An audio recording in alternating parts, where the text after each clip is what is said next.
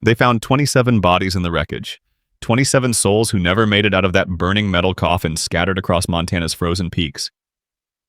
But Jake Carter found number 28, and she was breathing. Against every law of physics and God himself, she was alive. He didn't know then that pulling her from those flames would cost him everything he thought he knew about safety, about protecting his son, about keeping strangers at arm's length. Some rescues save you, some rescues destroy you. This one did both. Before we dive into this story, hit that subscribe button and turn on notifications because you won't want to miss how this unfolds. And drop a comment telling me what city you're watching from so I can see how far this story travels. Now let's begin. She's still warm. 3 words that shouldn't exist. Not here, not with the wreckage still smoking and the mountain wind screaming and 27 body bags already loaded into transport. But Jake Carter's gloved hand pressed against her neck and felt it. That flutter, that stubborn rhythm separating the living from the lost. Morrison grabbed his shoulder. Lead investigator. 20 years doing this, voice like gravel. Carter, step back, that section's unstable. Jake didn't move. His fingers stayed on her pulse. Get the med team, now.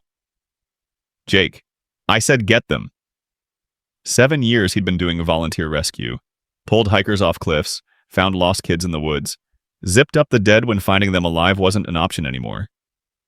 You learned to read a scene. Learned when you were recovering versus rescuing.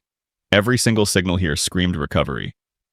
Flight 227, Denver to Seattle, vanished from radar at 11:47 p.m. Found at dawn by a rancher who saw the fireball light up his barn like the second coming. Boeing 737 sheared into 3 sections across half a mile of mountainside.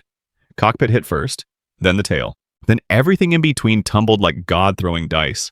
Fires still burned in patches, the smell hung in the air. Fuel. Burned things Jake wouldn't let himself name. 27 bodies in 6 hours of searching. 27 people who'd been drinking coffee, reading Sleeping Living, until metal and gravity decided otherwise. And then her, tucked under what was left of the port wing, half buried in snow that probably saved her life. Cushioned the impact, cooled the flames. Her face was destroyed. Bruises, swelling, left arm bent wrong, clothes torn and bloody. But her lips moved. Actual movement, a whisper that might have been words or just air escaping. Rodriguez came sliding down the slope. Paramedic, good at his job. Jesus Christ, how is that? Don't ask, just work. Rodriguez moved fast. Vitals, pupils, neck stability. His hands shook. Pulse is weak. Steady though, breathing shallow, pupils responsive. She's hypothermic. Concussed for sure. Probably internal bleeding, but she's alive. He looked up at Jake. She's actually alive. They got her on a backboard, moved her like she might shatter. The helicopter had already made 3 trips, bodies to the county morgue. This time it flew to Mercy General with lights blazing. Jake watched it disappear over the ridge, then turned back. Morrison stood where they'd found her, staring at the twisted metal. 7 years I've been doing this. Plane crashes, you don't get survivors. Not from impact like this. Jake didn't answer.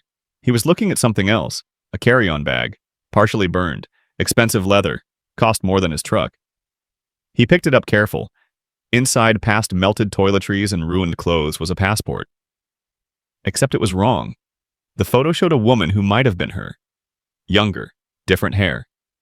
Name read Laura Simmons, but the passport number was off. Stamp pattern weird? Jake had worked bar security in college. Seen enough fake IDs to know quality work. This was expensive, professional. Find something, Morrison circled back. Jake closed the bag. Just luggage, I'll tag it. He should have said something right then. Should have handed it over, let the system do its job. He didn't know why he kept quiet. Instinct maybe, or something else. That night he didn't go home. Ben was with his parents for the week. Annual visit Jake both needed and dreaded. 7 years since Sarah died and he still couldn't walk into that empty house without hearing silence scream. So he went to Mercy General instead. Told himself it was follow-up, standard procedure for primary rescuer. Dr. Ellen Vasquez met him in the ICU hallway.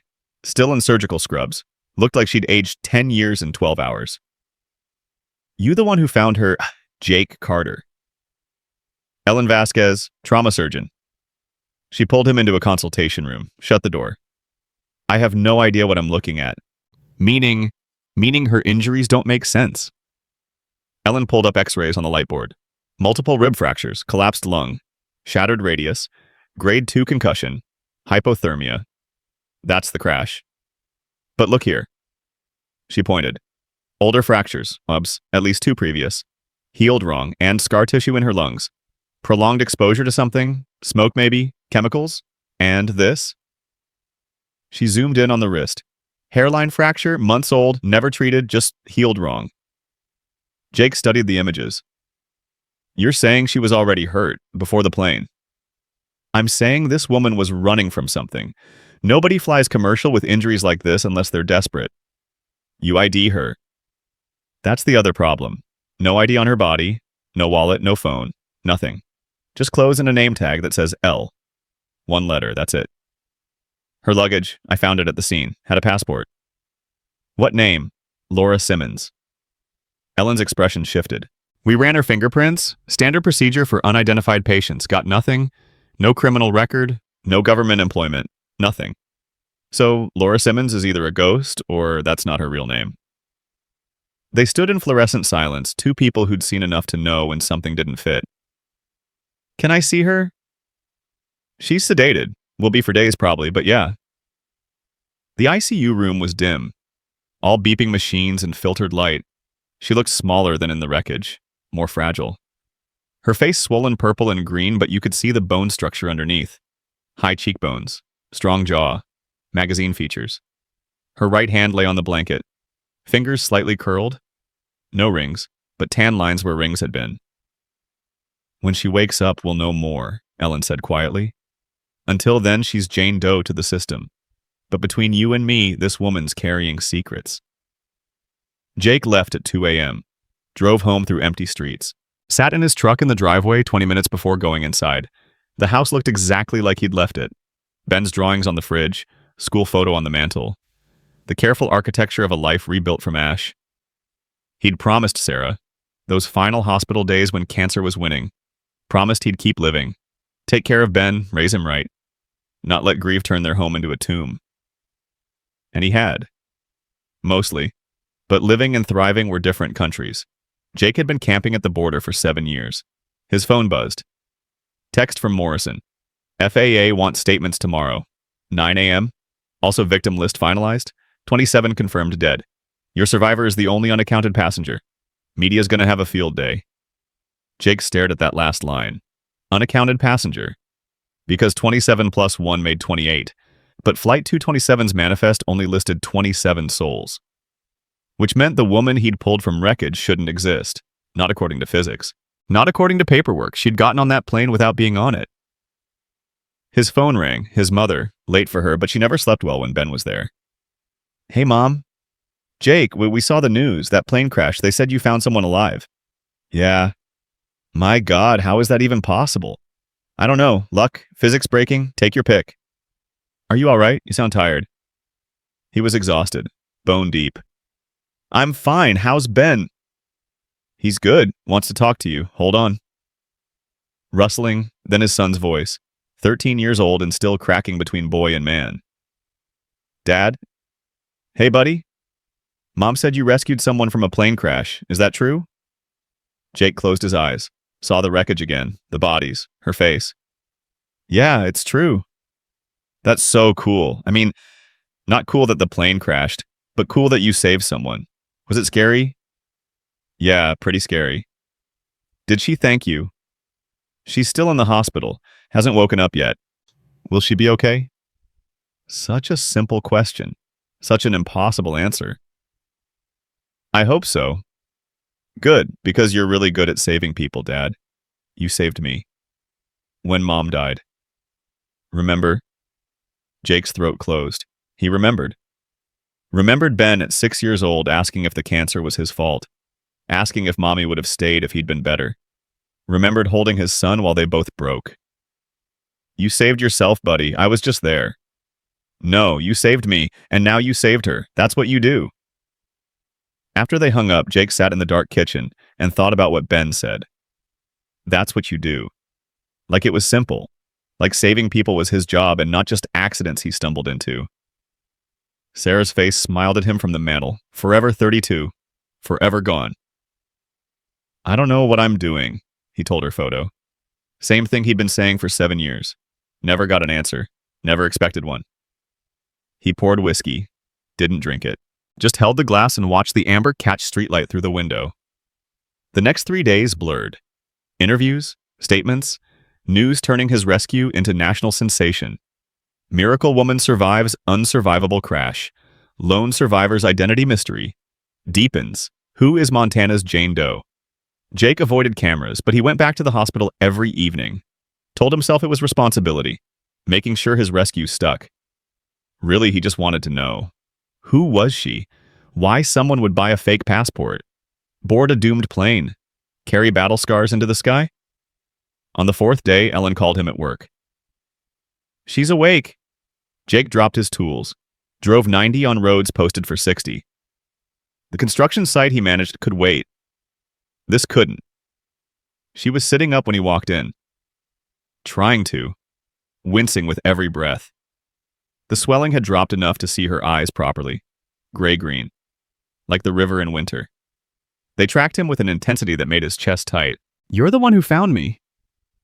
Her voice was rough, damaged by the breathing tube, but the accent underneath was polished. East Coast money? Boarding schools? Summer homes? Yeah, Jake Carter. Thank you.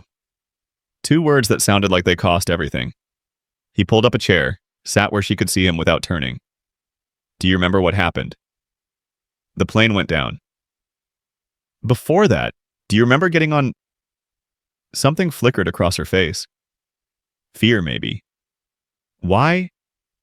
Because your name's not on the passenger list, and that passport in your bag is high-quality forgery. She went very still. What did you tell them, the authorities? Nothing yet, but they're asking. FAA, FBI, everybody wants to know who you are. I can't.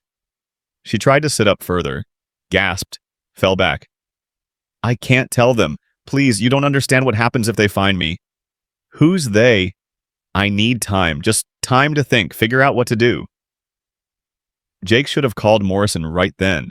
Should have walked out, let the system handle it. But something in her eyes stopped him. Not just fear, recognition, like looking in a mirror and seeing his own desperation staring back. Ellen said you had old injuries, healed fractures, someone hurt you.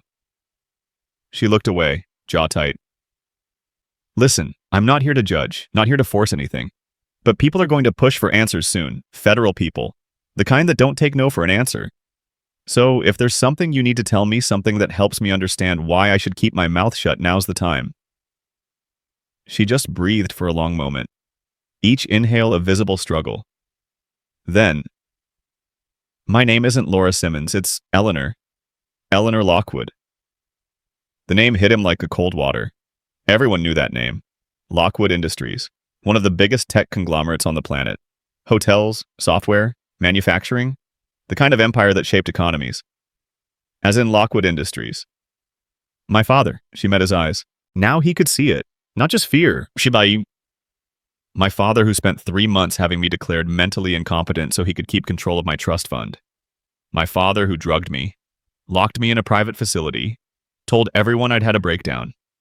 My father who arranged my marriage to his business partner's son like I was inventory to be liquidated. The machines beeped steady. A nurse walked past outside. The world kept turning while Jake's understanding of it shifted 40 degrees left. You were escaping. I bribed an orderly, got his phone, contacted someone from college I trusted. She got me the passport, the ticket, everything. I was supposed to land in Seattle, get on a cargo ship to South Korea, disappear long enough to make my case, prove I'm not crazy, get a real lawyer who isn't on my father's payroll. Her voice cracked. Instead, the plane crashed and I'm still here, still in reach. He doesn't know you're alive yet. The news said no survivors. I'm counting on him believing that. They'll match dental records eventually, DNA if they have to. Only if they have something to compare it to. I've been away for months. They think I died in the facility fire. She said it flat, like describing weather. There was a fire, real one. Kitchen accident. 2 patients died. My father used it. Told everyone I was one of them. Closed casket funeral. Brief obituary. Eleanor Lockwood, beloved daughter, tragically lost. He's probably already restructured the board. Jake sat back hard. He faked your death. He needed me gone, but actually killing me looked bad, so he found another way. Except I wasn't dead. I got out, and I got on that plane. She closed her eyes. God, all those people. 27 people who weren't running, who were just living their lives, and they're gone because I... Hey, no, Jake leaned forward, voice sharp. That plane went down because of mechanical failure or weather or 1,000 things that have nothing to do with you. Don't carry that. You don't know that. I know guilt. I'm an expert in it, trust me. I know when someone's trying to own something that isn't theirs. She opened her eyes, studying him. You lost someone. My wife, cancer, 7 years ago. He didn't know why he told her. Didn't usually volunteer it, but this conversation was already past normal. Adding one more truth felt natural. Left me with a 6-year-old son and no idea how to be a single parent. Still figuring it out. I'm sorry. Me too. A memory hit him sudden. Sarah in their kitchen, 3 weeks before she died. So thin he could see her bones. She'd made pancakes for Ben's birthday, stood at the stove even though it hurt, even though she could barely hold the spatula, because normal mattered, because being mom mattered more than being sick. She'd burned them, all of them, black and smoking, and she just stood there crying. Not because of the pancakes, because she was losing the ability to do simple things, because cancer was taking everything piece by piece. Jake had taken the spatula, turned off the stove, held her while she sobbed, and Ben had come downstairs and seen them and said in his small voice, "It's okay, Mom. I like cereal better anyway." The three of them had eaten cereal for breakfast, laughed about it, made it a joke. But Jake had seen it in Sarah's eyes, the knowledge that she was running out of mornings, running out of chances to be the mother she wanted to be. He blinked. Came back. Eleanor was watching him. Where did you go just then? Memory, my wife, near the end. He cleared his throat. She wanted to be stronger than she was, wanted to fight harder, but she was just tired. And everyone kept telling her to keep fighting. Like giving up was a failure. Like dying with dignity was somehow less brave than dying hooked to machines. What did you do? I stood between her and everyone else, told them she gets to decide, gets to own her ending, not them. He looked at Eleanor. That's what I'm offering you. Agency. Choice. Whatever happens next, you get a say in it. Her eyes were wet. You're either very kind or very stupid. Can't it be both? The smallest smile touched her lips, vanished under pain. What do I call you since you're apparently my guardian angel now? Jake works fine, and you, everyone calls me Eleanor or Miss Lockwood, or for the past few months, Patient 14. She hesitated. But I've always liked L, just the letter. It's what my mother called me before she died. L it is. Ellen knocked, entered without waiting. We have a problem. FBI agent downstairs wants to interview Jane Doe, says it's urgent. Jake stood. How long? 15 minutes maybe. I'm stalling with medical necessity paperwork. Won't hold forever. Elle tried sitting up again, panic sharpening her features. He can't question me. If he runs my prints through different databases, then we give him someone to find. Jake said fast. Mind racing. Ellen, the passport? Laura Simmons? Can you make that work in the system? You want me to falsify medical records. I want you to protect a patient being hunted by powerful people who already faked her death once, people who won't hesitate to do it for real this time. Jake held her gaze. You said yourself her injuries were suspicious. Old trauma, that's not random. That's systematic abuse. Ellen looked between them. Elle stared back, not pleading, just waiting. Amnesia, Ellen finally said. Post-traumatic, consistent with severe head injury and psychological shock, memory loss affecting personal identity, biographical details. It happens, rare but documented. She pulled out her tablet, fingers flying. Laura Simmons it is. I'll add notes about ongoing evaluation. Need for protected environment to prevent additional psychological stress. That should buy time. Thank you. Elle whispered. Don't thank me yet. FBI is going to want next of kin for Laura Simmons. If that name's tied to anything real, we're exposed. It's not, Elle said. The woman who helped me created it whole cloth. No history, no connections. It's a ghost. Then I'll note we're attempting to locate family. No results yet. Patient requires continued observation and cognitive therapy before additional questioning. Ellen looked at Jake. This buys maybe a week, 2 if we're lucky. Then someone higher up gets involved. Jake spent the next hour in the hospital cafeteria. Bad coffee, worse lighting. Watching people come and go. Doctors, nurses, families visiting the sick, normal people doing normal things. While upstairs, he just committed to lying to federal agents. His phone buzzed. Text from his mom.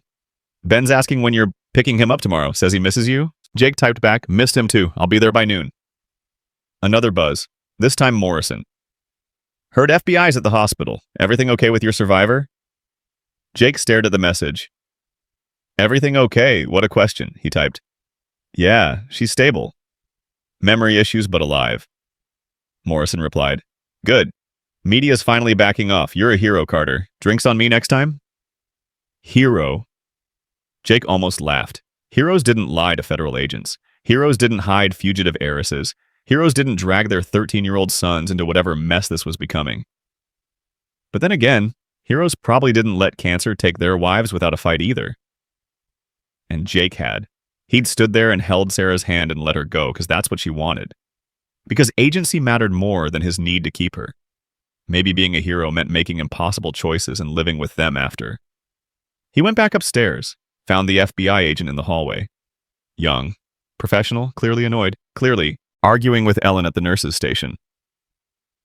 I understand patient privacy, doctor, but this is a federal investigation. A plane crash with one survivor who has no identification. You see why that's concerning. What I see is a severely injured patient with traumatic brain injury and memory loss who needs medical care, not interrogation. Ellen's voice was polite granite. She'll be available for questioning when her condition stabilizes, not before. When will that be? When I say so. The agent's jaw tightened. I'll be back tomorrow with a court order if necessary. You do that. He left. Jake waited until the elevator doors closed before approaching. He meant that. About the court order. I know. Ellen looked tired. How deep in this are you planning to go, Jake? I don't know yet. Because if her father really is who she says, if he really has that kind of power, this gets ugly fast. Already ugly. It gets worse. Ellen pulled him aside, lowered her voice. I made some calls, off the record, to a friend who works in psychiatric law. Asked hypothetically about forced commitment cases. Wealthy families. It happens more than you'd think. Adult children who won't play ball. Who want out of the family business. Who threaten to expose secrets. Easiest solution is declare them mentally unfit. Lock them up legally. Most places won't even question it if the paperwork's good enough. Jake felt something cold settle in his gut. How often does it work? Often enough that there's an entire legal industry built around it. And once someone's declared incompetent, getting that reversed is nearly impossible. Especially if the family has resources. Good lawyers. Doctors willing to testify. It becomes he said, she said. And money usually wins. So even if Elle gets out of here, even if she disappears, her father could still track her down and do it again. Unless she can prove she's competent, which requires lawyers, court hearings, time, all while staying hidden from a man who apparently has investigators' resources and motivation to find her. Ellen met his eyes. You saved her life in that wreckage, Jake. But keeping her alive, that's a different kind of rescue. He went back to Elle's room after midnight. Visiting hours over, but the night shift nurses knew him. Elle was awake, staring at the ceiling. You should go home, she said, exhausted, gray with pain. Probably. But you won't. Not yet. Your son, Ben, you said he's 13. Yeah, gets back from his grandparents tomorrow. Is he with you now? Tomorrow afternoon, and I have no idea how to explain any of this. Don't. Elle's voice was soft but certain. Don't bring him into this. The less he knows, the safer he is. Your father's in Seattle. Thinks you're dead. How would he even know to look here? Because men like my father don't survive building empires by leaving loose ends. If he suspects even for a second that I'm alive, he'll send people. Investigators, lawyers, people who specialize in making problems disappear. She turned her head to look at him. You need to understand what you're risking. This isn't a good deed, it's a liability. Noted. Doing it anyway. Why? Because 7 years ago I stood in a hospital room like this and watched my wife die. Watched someone strong and vital get erased by something neither of us could fight. And I promised myself if I ever got the chance to stand between someone and the thing trying to erase them, I'd do it. He met her eyes. You're that chance, so yeah. Maybe it's stupid. Maybe I'll regret it. But I'm doing it anyway. Elle was quiet a long time. Then, your wife was lucky to have you. She'd probably disagree. I made a lot of mistakes. But you stayed. That's not a mistake. Snow kept falling outside. Somewhere in the hospital, someone coded. Alarms screaming urgency. But in that room for that moment, there was something close to peace. Get some rest, Jake said, standing. I'll be back tomorrow. Jake! She caught his hand. Grip weak but insistent. Thank you for believing me, for not asking me to prove it. Everyone deserves to be believed at least once. He drove home through dark and empty roads. Ben would be home tomorrow. FBI would be back. And somewhere in Seattle, a man who'd already murdered his daughter's identity was walking free. Probably sleeping soundly. Confident his problem was solved. Jake pulled into his driveway. Sat there. Engine ticking as it cooled, looking at his house. This safe, normal place he'd built through years of careful routine. And he thought about what he was inviting in. Danger, maybe. Definitely complication. But also something else, something that felt suspiciously like purpose. His phone buzzed. Morrison. Media circus is dying down. FBI's closing initial investigation. Calling it accident plus survivor mystery. You're off the hook for more interviews. Good work on the rescue. Drink sometime, Jake texted back. Yeah, soon. Then he went inside. Poured whiskey he didn't drink. Stood at Ben's door, looking at the room that waited. Posters. Books. The careful chaos of teenage life. And he made a decision that would change everything. Tomorrow, when Ben came home, life would go on like normal. School, homework, dinners, all the ordinary magic of parenting. But underneath running like code beneath a screen would be something else. A secret. A woman who shouldn't exist. A rescue that wasn't finished. And Jake Carter, widowed father, volunteer, rescuer, ordinary man would become something he'd never planned. Someone's last line of defense against people with money and power and no conscience. He just hoped he was enough. The whiskey glass sat on the counter untouched. Sarah's photo watched from the mantel. And outside the snow kept falling, burying everything in white, making the world look clean and simple and safe. It wasn't. It never had been. But for tonight, in this moment, Jake let himself pretend it was. Tomorrow would come soon enough. Tomorrow always did. And with it, choices that couldn't be unmade and consequences that couldn't be avoided. But that was tomorrow's problem. Tonight he was just a man who'd pulled someone from Wreckage and refused to let go. Sometimes that had to be enough. Ben came home at noon like clockwork. 12 years old when Sarah died meant 13 now meant almost a man, but still Jake's little boy in the ways that mattered.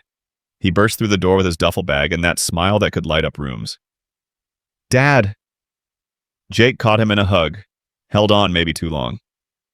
Hey, buddy. Good week. Grandma made pot roast 3 times. I think she forgot she already made it. Ben pulled back, grinning. Grandpa taught me how to change oil, and they let me stay up late watching that documentary about space. The one with Neil deGrasse Tyson. Sounds like a good week. Yeah, but I missed home. Missed you. Ben dropped his bag, headed straight for the fridge. Can we order pizza tonight? Grandma's pot roast was good, but I'm craving pepperoni. Sure, pizza it is. Ben grabbed a juice, turned back. So, tell me about the rescue. For real this time. Not the phone version. I want details. Jake had been preparing for this, rehearsing in his head. Keep it simple, keep it factual, don't lie, but don't tell everything. Plane went down in the mountains, search and rescue called the in-volunteers. I was part of the team, we found survivors. Survivor, singular. The news said 1 person lived. Yeah, 1. And you found her. I did. Ben's eyes went wide. That look he got when something amazed him. Same look he'd had when Sarah showed him his first meteor shower. What was it like, finding her alive when everyone else was gone? Jake thought about it. Really thought. Terrifying. Because for a second I thought I was wrong. That I was seeing what I wanted to see instead of what was there. But then she opened her eyes and I knew. Knew what? That some people are just supposed to keep living, even when everything says they shouldn't. Ben processed that, nodded slow. Is she okay now, the woman you saved? She's getting there. Hospital's taking good care of her. That's good. Ben finished his juice. I'm gonna unpack. Then can we go shoot hoops? Yeah, absolutely. Jake watched his son disappear upstairs, heard the familiar sounds of homecoming. Drawers opening, music starting, life resuming. And he thought about what he hadn't told Ben. About Elle in that hospital room. About the lies he'd already told to federal agents. About the danger potentially heading their way. Keep him out of it. That's what Elle said. The less he knows, the safer he is. Jake's phone rang. Ellen. She's asking for you. Says it's urgent. He found his parents' number, called. Hey, Mom. Can Ben stay another night? Something came up at work. His mother's voice went careful. Jake, is everything all right? Yeah, just a situation I need to handle. I'll get him tomorrow morning, promise. All right, but Jake, whatever you're dealing with, be careful. Mothers always knew, even when you didn't tell them. He drove to Mercy General thinking about careful. Thinking about how careful had kept him and Ben safe for 7 years. How careful meant routines and boundaries and not inviting chaos in. How careful was about to get thrown out the window. Elle was sitting up when he arrived. More alert. Color back in her face. The swelling had dropped enough to see her properly now. She was beautiful in that way that came from good bones and better breeding. Old money beautiful. The kind that lasted. They're releasing me tomorrow, she said without preamble. Ellen says I'm stable enough for outpatient care, but I have nowhere to go. No ID that's actually mine. No money except what's in that burned luggage, and the FBI agent came back this morning with more questions. Jake pulled up a chair. What did you tell him? Nothing. Played the amnesia card. Said I couldn't remember anything before waking up here. He didn't believe me, but he couldn't prove otherwise. She looked at Jake. He asked about you. About the rescue. About why you keep visiting. What did you say? That you were kind. That you checked on all your rescues. I don't think he bought it. Probably not. They sat there. The machines beeped. A nurse walked past. I'm going to take you home with me, Jake said. To my house until we figure this out. Elle stared at him. You can't be serious. Completely serious. You need somewhere safe. Somewhere off the radar. Small-town Montana fits that description.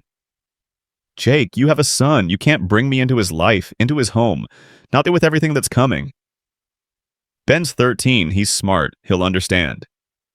Will he? Elle's voice went sharp. Will he understand when federal agents show up asking questions, when my father's investigators come knocking, when this whole thing explodes and you lose everything because you helped me? Maybe not, but I'm doing it anyway. Why you keep saying you'll help, but you won't tell me why? Jake looked at his hands. Rough from work, scarred from 7 years of construction and rescue and single parenting. When Sarah was dying, she made me promise something. Not the usual stuff. Not take care of Ben or move on or be happy. She made me promise that I wouldn't let fear win. That I wouldn't build walls so high nothing could hurt me again. He looked up. I've been breaking that promise for 7 years, keeping safe, keeping careful. And Ben's growing up watching me exist instead of live. So, yeah, maybe this is stupid. Maybe it's dangerous.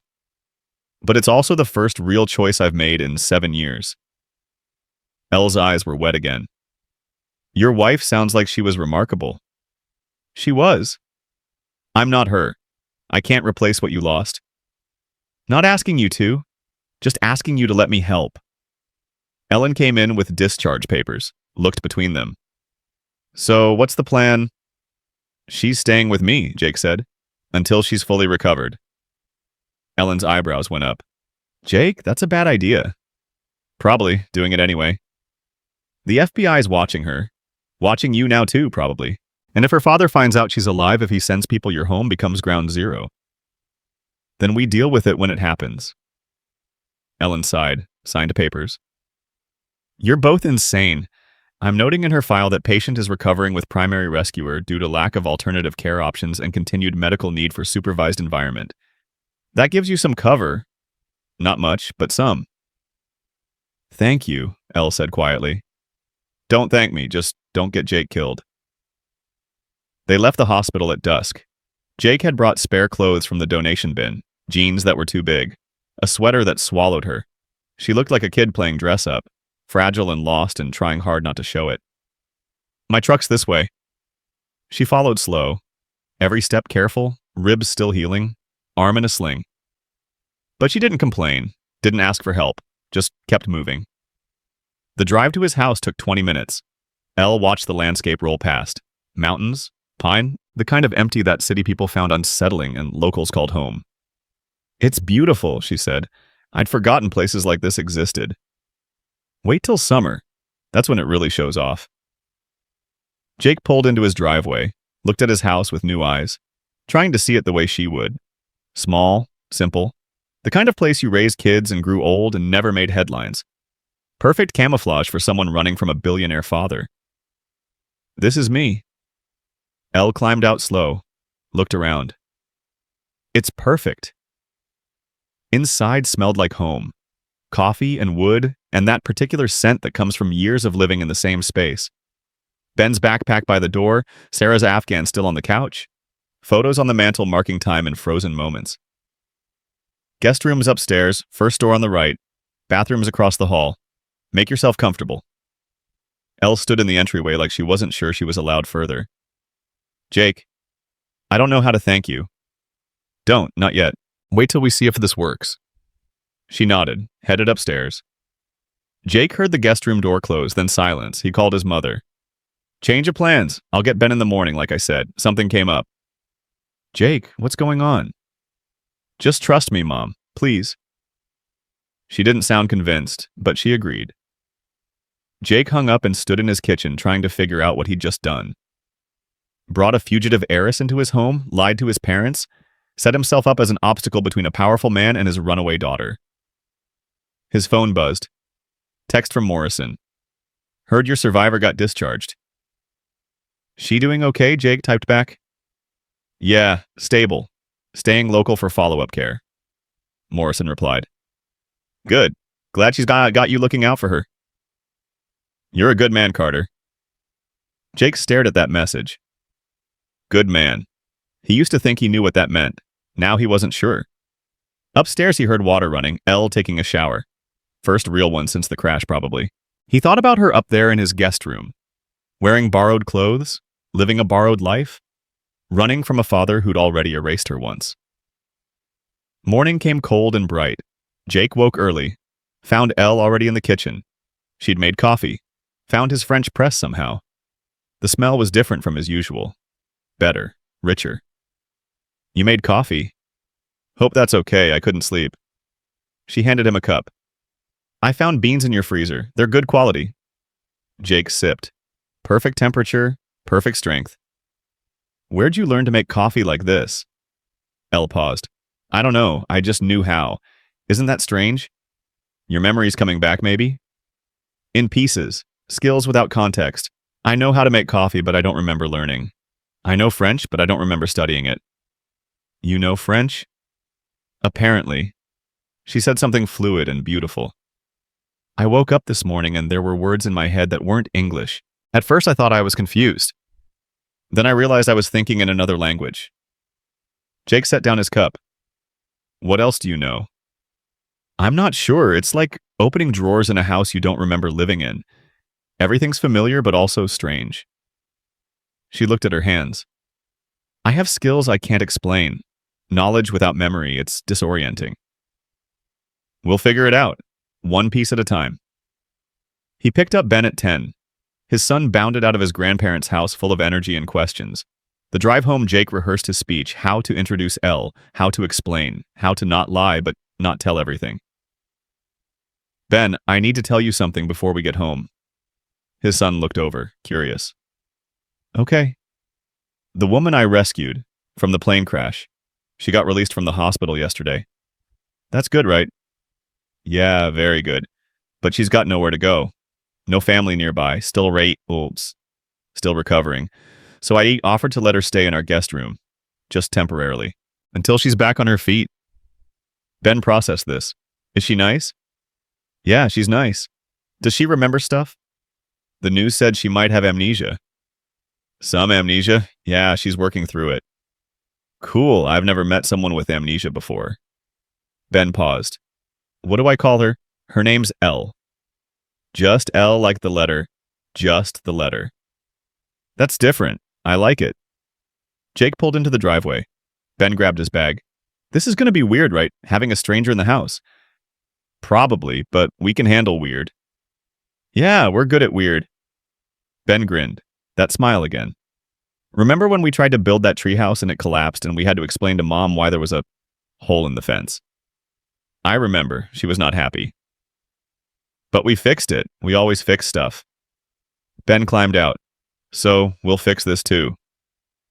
Kids, they made everything sound simple. Elle was in the living room when they came in. She'd changed into the spare clothes Ellen sent home. Still too big, but better. Her hair was pulled back. Face still bruised, but healing. She stood up when she saw Ben. Careful, like she wasn't sure how to approach. Hi, I'm Ben. Elle. She offered her good hand. Your father saved my life. I know, that's what he does, saves people. Ben shook her hand. Did it hurt the crash? Ben. Jake's voice held warning. What I'm just asking. Elle smiled. Small but real. It's okay, and yes, it hurt quite a lot, but I'm lucky to be here. Super lucky. Dad said planes crashes don't usually have survivors. Your dad's right. Ben studied her. That look kids get when they're sizing someone up, deciding if they're trustworthy. You really have amnesia. Some memory loss, yes. That's so weird, like you don't remember anything? I remember skills, how to do things, but not personal things, where I'm from, my family, my life before. So you're like a blank slate. Something like that. Ben nodded, apparently satisfied. Cool. Well, welcome to our house. It's not much, but it's home. Dad makes pretty good pancakes on weekends, and we always order pizza on Fridays, and if you need anything, just ask. We're pretty chill here. Jake watched his son, 13 years old and already more adaptable than most adults, already accepting the stranger in their house like it was normal. Thank you, Ben, Elle said. That's very kind. No problem. Ben headed for the stairs. I'm going to game for a while. Let me know when lunch is. After he disappeared, Elle looked at Jake. He's wonderful. He's something. He looks like you? Same eyes. He's got his mother's smile, though. That's all Sarah. They fell into an uneasy routine over the next few days. Jake worked construction during the day, Ben went to school, Elle stayed home and healed. Afternoons, Ben would come home and they'd all have dinner together. Frozen lasagna, or takeout, or Jake's attempt at cooking that usually ended with everyone laughing. Elle started doing small things. Folding laundry, making coffee, tidying up. Nothing big, just helping. And Jake noticed things. The way she knew exactly how to fold fitted sheets. The way she organized the kitchen with an efficiency that spoke of professional training. The way she moved through space like someone used to serving others. One afternoon, he came home early, found Elle and Ben at the kitchen table. Paper everywhere. Ben was laughing. What's going on? Elle's teaching me origami. Look. Ben held up a paper crane, perfect folds, crisp edges. She just knows how to do this. Isn't that crazy? Elle had a small pile of animals in front of her. Crane, fox, frog, each one precise. I was cleaning and found newspaper and just started folding. My hands remembered even though my mind didn't. That's amazing, Ben said. Can you teach me the dragon? I want to make one for my science project. Of course. Jake watched them, heads bent together, Ella's voice patient as she explained each fold. Ben's concentration absolute. Something warm and painful bloomed in his chest. This was what had been missing. Not romance, not replacement. Just life. People filling space that had been empty too long. That night after Ben went to bed, Elle found Jake on the porch. He was sitting in the dark. Thinking. Can I join you? Yeah. She sat in Sarah's chair, the one that had been empty for 7 years. Jake felt it like a physical thing, but not bad, just different. Ben's a good kid. He is. He misses his mother. I can see it. The way he looks at her pictures, the way he mentions her casually like she might walk in any moment. Grief's like that. It becomes part of your routine. You don't move past it. You just learn to carry it better. Elle was quiet for a moment. He asked me today if I had kids. Before. In my life, I don't remember. What did you say? That I don't think so, that it doesn't feel like I do, but I'm not sure. She looked at her hands. What if I have a family somewhere? What if there are people looking for me who aren't my father? What if there's a husband or children, or a life I'm not remembering? Your ring finger had tan lines, but no ring. That means something to you. Maybe, or maybe I took it off. Maybe I was running from that too. She exhaled slow. I have these dreams every night. Same dream. I'm in a white room. There are people in suits. They're asking me questions, but I can't answer. And every time I try to speak, they give me pills, and I swallow them. And everything goes quiet. She looked at Jake. Is that a memory or just my mind making sense of trauma?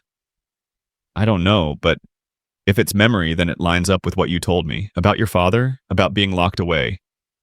That's what scares me, that it's real, that somewhere in my head is the truth about what happened, and I can't reach it. Jake's phone rang. Morrison. At this hour, that meant something. Carter, got a situation, need your help. What situation? Couple of guys asking around town about the plane crash survivor. Federal badges, asking who she's staying with. Where she is. Thought you should know. Jake's blood went cold. What did you tell them? Nothing. Told them information on rescued individuals is private unless there's active investigation. But Jake, these guys aren't FBI. Badges looked wrong. Questions were off. I think someone's looking for your survivor and it's not the government. Thanks for the heads up. Be careful, man. Something about those guys felt wrong. Jake hung up, looked at Elle. We have a problem. Her face went pale. Mom, he knows. We don't know that. Yes, we do. He knows or suspects, and he sent people to find out. She stood, started pacing. I need to leave, tonight, before they come here, before they connect you to me, before Ben gets dragged into this. No. Jake, I said no, you're not running, not yet. Not until we know what we're dealing with. We know what we're dealing with. My father, his money, his investigators, they'll dig until they find me, and when they do, they'll take me back, and anyone who helped me will pay for it. Jake stood, caught her shoulders. Listen to me, you're not alone anymore. You have me. You have this town. We don't abandon people here. That's not how we work. You don't understand what he's capable of. Then tell me. All of it. Everything you remember. Because if we're going to fight this, I need to know what I'm fighting. Elle pulled away, wrapped her arms around herself. His name is Richard Lockwood, my father. He built Lockwood Industries from nothing. Hotels first, then tech, then everything. He's ruthless, brilliant, and he sees people as assets. When I turned 18, I inherited my mother's trust, $50 million, control of shares in the company, real power. She laughed bitterly. He couldn't have that, couldn't risk me voting against him, going independent. So he arranged my marriage, told me it was good business, merger of families. But really it was about control, keep me close, keep me managed.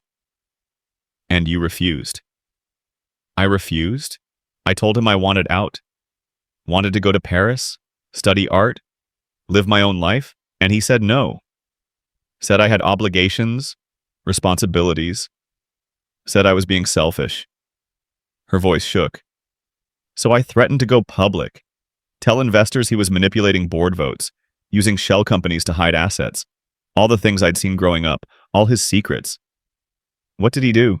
He had me committed, private facility, told everyone I'd had a breakdown, signed paperwork saying I was a danger to myself, got doctors to testify, and suddenly I was locked in a room with bars on the windows and pills that made me forget my own name.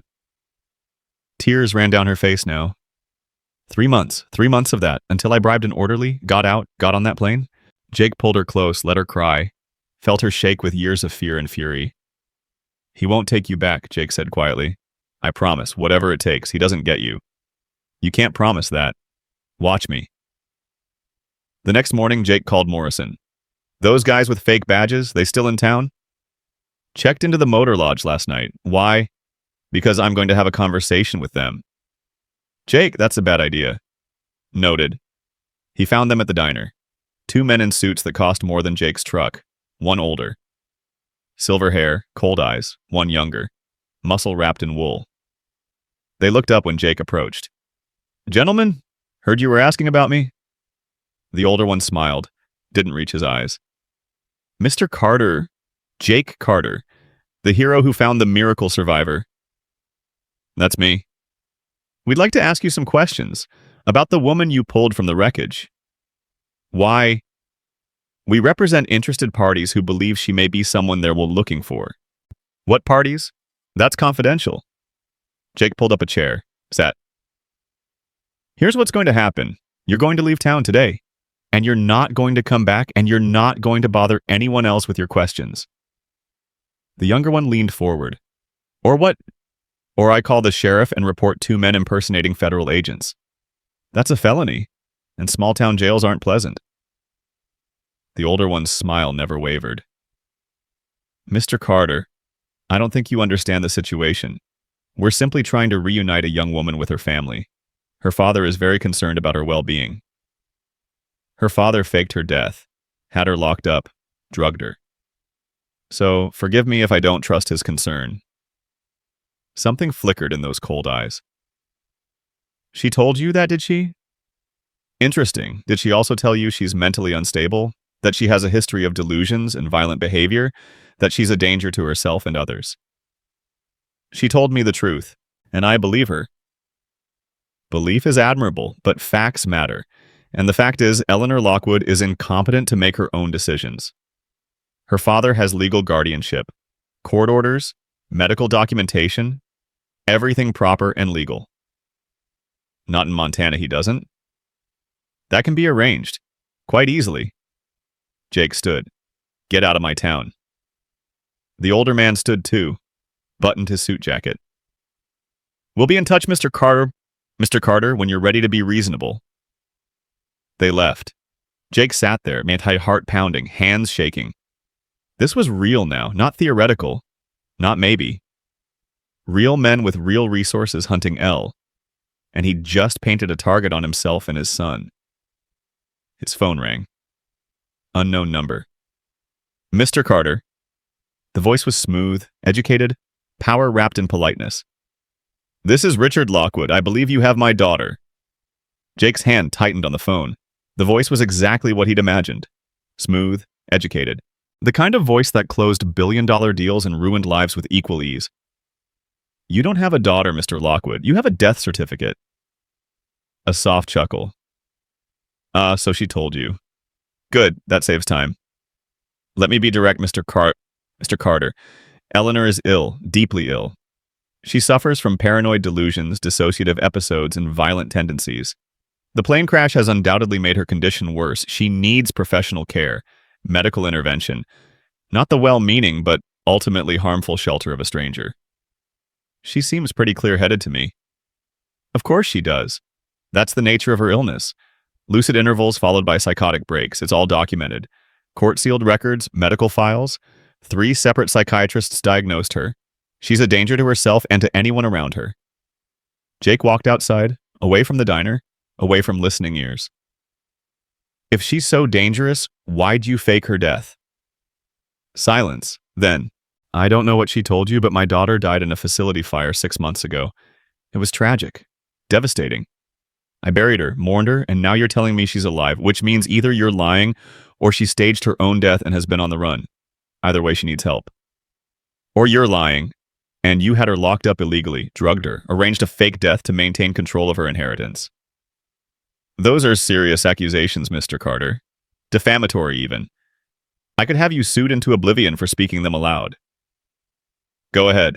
I'll speak them in court, too. Another pause. When Richard spoke again, the Polish was still there, but something underneath had hardened. I like you, Mr. Carter. You're loyal, protective. Those are admirable qualities. So I'm going to make this simple. Return Eleanor to my care and I'll be grateful. Very grateful. I'm prepared to offer you $50,000 for your trouble, plus coverage of any expenses you've incurred, plus a reference letter that will open doors anywhere in the country. I'm not interested in your money. Everyone's interested in money. They just pretend otherwise until the number gets high enough. 100,000 then. Cash transferred today. No. 200,000. Final offer. Think about your son, Mr. Carter. Think about his future. College tuition. Opportunities. Security. $200,000 buys a lot of security. Jake felt rage building. White hot. My son's name doesn't belong in your mouth. Your son is 13. Attends Lincoln Middle School. Plays basketball. Likes astronomy. His grandmother's maiden name was Richardson. She lives at 4738 Oak Street. Your parents' address, where Ben was just last week. Richard let that sink in. I know everything, Mr. Carter. That's what resources buy. Knowledge. And with knowledge comes power. You threatening my family? I'm stating facts.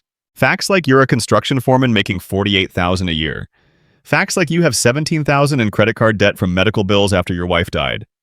Facts like you're one emergency away from financial disaster.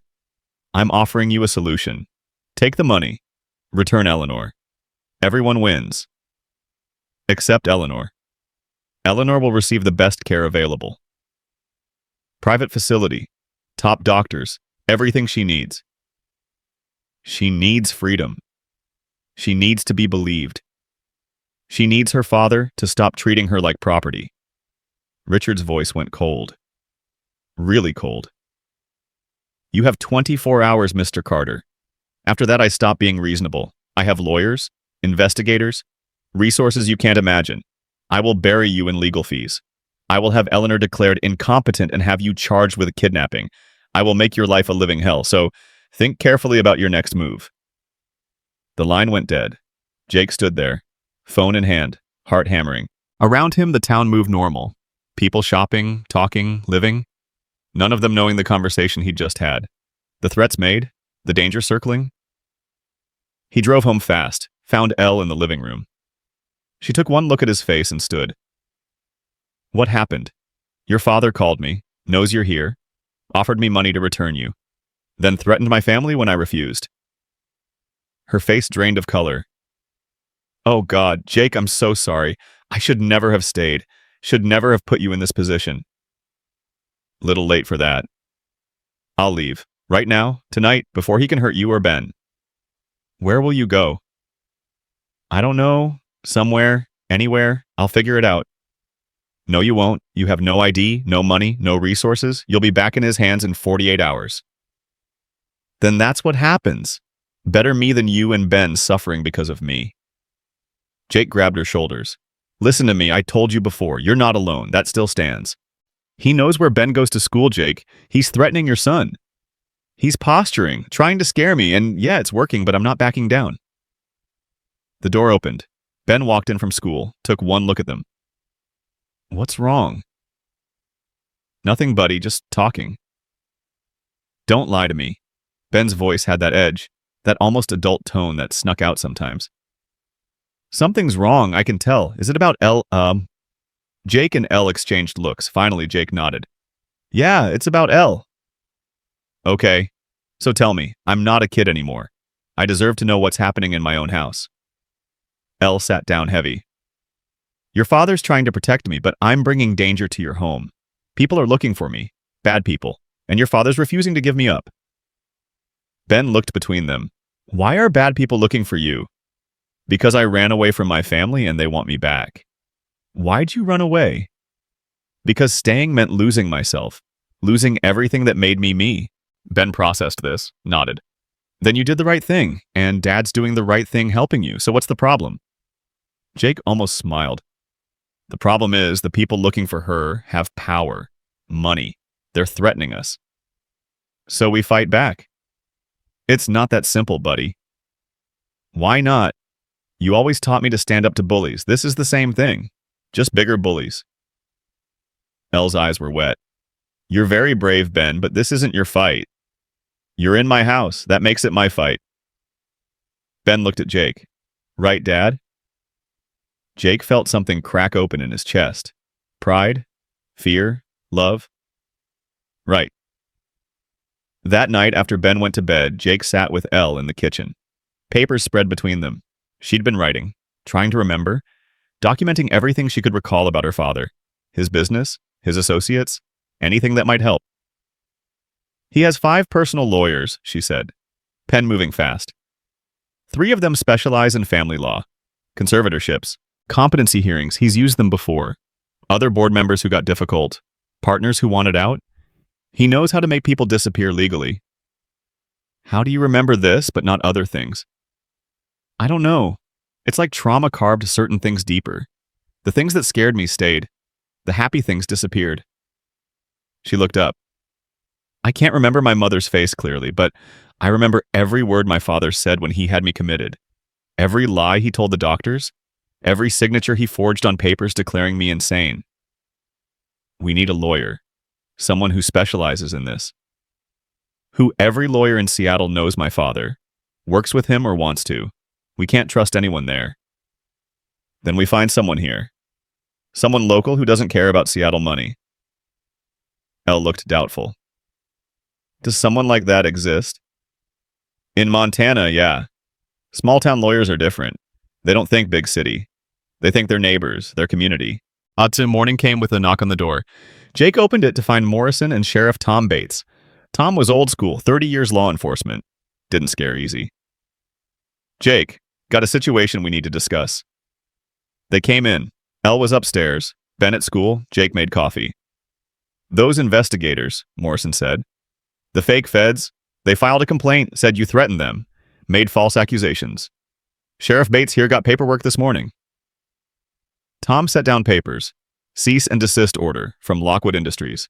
Says you're harboring their mentally incompetent ward without legal authority. Demands you return her to approved guardians immediately or face kidnapping charges. Jake read the papers, legal language, threats wrapped in procedures. This is garbage. She's an adult. She chose to stay here. That's what I figured, but that they've got court orders from Washington, sealed medical records, documentation of her incompetency. Tom looked uncomfortable. Jake, I know you. I am by. Known you since you moved here. You're not the kidnapping type. But legally speaking, if she's been declared incompetent, her choices don't carry legal weight. She's not incompetent. She's traumatized. There's a difference. Can you prove that? Ellen Vasquez can. She treated her. She'll testify Elle's lucid capable, not a danger. Ellen's testimony might not carry weight against sealed psychiatric evaluations from specialists. Tom leaned back. Here's what I think. I think this woman pissed off someone powerful. I think that someone is using the system to get her back. And I think you stepped into something way over your head. So what do I do? Legally return her. That's what their paperwork says. Tom held up his hand. But I'm not here to enforce Washington's orders, not yet. I'm here to give you a heads up. They're coming, Jake, with court orders. Federal marshals, maybe? This gets real in the next 48 hours. After they left, Jake went upstairs. Found Elle sitting on the guest bed. She'd heard everything. I should go. Before marshals arrive. Before this destroys you. Where? I'll find somewhere. Canada, maybe. Somewhere he can't reach. He can reach everywhere. You know that. She looked at her hands. Then what do we do? We fight. In court, publicly, make enough noise that he can't just sweep you away quietly? That's suicide. He'll destroy us both. Maybe, but it's better than giving up. Jake called Ellen. I need a favor, a big one. Name it. Can you do a full psychiatric evaluation on Elle document that she's competent, sane, capable of making her own decisions? Already did it, 3 days ago when I suspected something like this might happen. Ellen's voice was grim. She's completely competent, Jake. No signs of psychosis, no delusional thinking. Some PTSD from obvious trauma, but that's not the same as incompetent. I documented everything.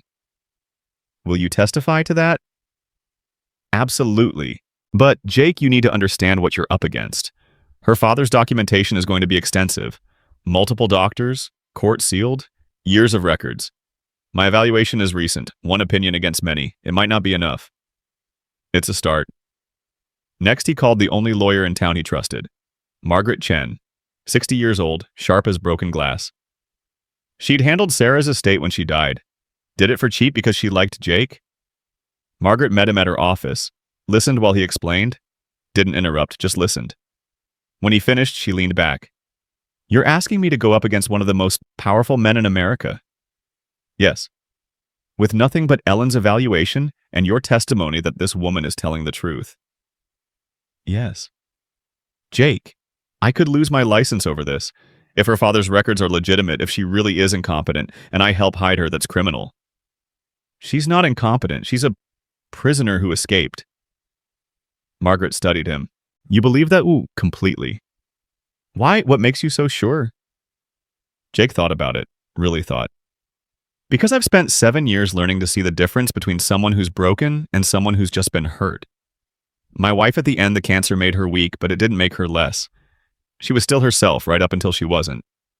And Elle, she's hurt. She's scared. But she's not incompetent. She's not crazy. She's just fighting to stay herself. Margaret nodded slow. All right, I'll take the case, but Jake, you need to understand what's coming. Her father's going to throw everything at us. Money, lawyers, investigators. They'll dig into your life, your finances, your past. They'll look for anything to discredit you. Let them look. I've got nothing to hide. Everyone has something to hide. That's the first rule of litigation. And the second rule is money usually wins. We're going to be outspent 10,000 to 1. So what's our strategy? We go public, go file for emergency conservatorship removal in Montana. Argue that she's competent and her father's guardianship was obtained through fraud. Get media attention. Make enough noise that he can't just snatch her quietly. Margaret pulled out forms. But Jake, if we do this, if we really do this, your life becomes public property. Reporters, cameras, everyone wanting to know why you're protecting her. You ready for that? Jake thought about Ben, about his quiet life, about 7 years of careful routine about to explode. Yeah, I'm ready. The next morning, headlines hit. Local lawyer challenges tech titan in conservatorship battle. Hero rescuer fights to protect survivor from powerful father. Small town Montana takes on Seattle Empire. Margaret had filed emergency motions, got a hearing scheduled for the following week. But she'd also done something else. Called every news outlet within 500 miles. Told them the story. Made Jake and Elle available for interviews. The reporters came like locusts. News vans, cameras, microphones shoved in faces. Jake stood on his porch and told them the truth. He'd found Elle in Wreckage, saved her life. And now he was fighting to keep her free. Elle stood beside him, visible, real. Not hiding. She spoke clearly, calmly. My name is Eleanor Lockwood. My father had me imprisoned illegally. Drugged? Declared incompetent because I refuse to be controlled. I'm not crazy. I'm not dangerous. I'm just a woman who wanted freedom. The footage went viral. Social media exploded. Small town hero protects plane crash survivor from billionaire father. People took sides. Some believed Elle. Some believed Richard. But everyone watched. Richard called again. Jake didn't answer. Let it go to voicemail. The message was brief. You've made a terrible mistake, Mr. Carter. There's no coming back from this. Ben came home from school, mobbed by kids asking questions. Was it true? Was the woman in their house really a billionaire's daughter? Was his dad really fighting a tech giant? Ben handled it better than Jake expected. Shrugged. Said, yeah, it's true. Said his dad saves people. That's what he does. But that night, Jake found Ben in his room, staring at his phone, at comments, at posts, at people saying terrible things about Jake, about Elle, about their family. Don't read that stuff, buddy. They're calling you a kidnapper, saying you're just after her money, saying you're using her. Jake sat on the bed. People say a lot of things online, doesn't make them true. But some people believe it. Kids at school were asking if we're poor, if that's why you're helping her. What did you tell them? That you're helping her because it's right, because that's who you are. Ben looked up, eyes wet. But Dad, what if we lose? What if her father wins and takes her away and you get in trouble? What happens to us? Jake pulled his son close. I don't know, but I know standing up for what's right is always worth it. Even when it's hard, even when it costs something. Mom would have done the same thing, wouldn't she? Yeah, she would have. Then I'm proud of you. Jake held his son and felt the weight of every choice he'd made, every risk he'd taken, and wondered if being proud was going to be enough when everything came crashing down. The hearing was set for Monday. Margaret spent the weekend preparing. Ellen documented everything. Photographs of Elle's old injuries, medical records showing healed fractures consistent with long-term abuse, psychiatric evaluation declaring her completely competent. But Richard's lawyers arrived Friday with a moving truck worth of documentation. Court orders, medical files. 3 psychiatrists prepared to testify that Eleanor Lockwood was delusional, violent, and incompetent. They had videos of her in the facility, drugged, confused, unable to answer simple questions. They had nursing notes documenting episodes. They had testimony from staff that she'd attacked people, threatened suicide, lived in a constant state of paranoia. Margaret reviewed everything, looked grim. This is bad, Jake. Really bad. They've built an entire history of mental illness, years of documentation. Our evaluation is one opinion against dozens. It's all manufactured. They drugged her, kept her confused, documented the confusion as illness. I believe you, but proving that in court is different. We'd need to show systematic fraud, prove every doctor lied, every nurse lied, every record was falsified. That's nearly impossible. So what do? We tell her story, get her on the stand, let the judge see her, hear her, make it about the person, not the paperwork. Sunday evening, Richard Lockwood arrived in Montana. Private jet, motorcade of black SUVs.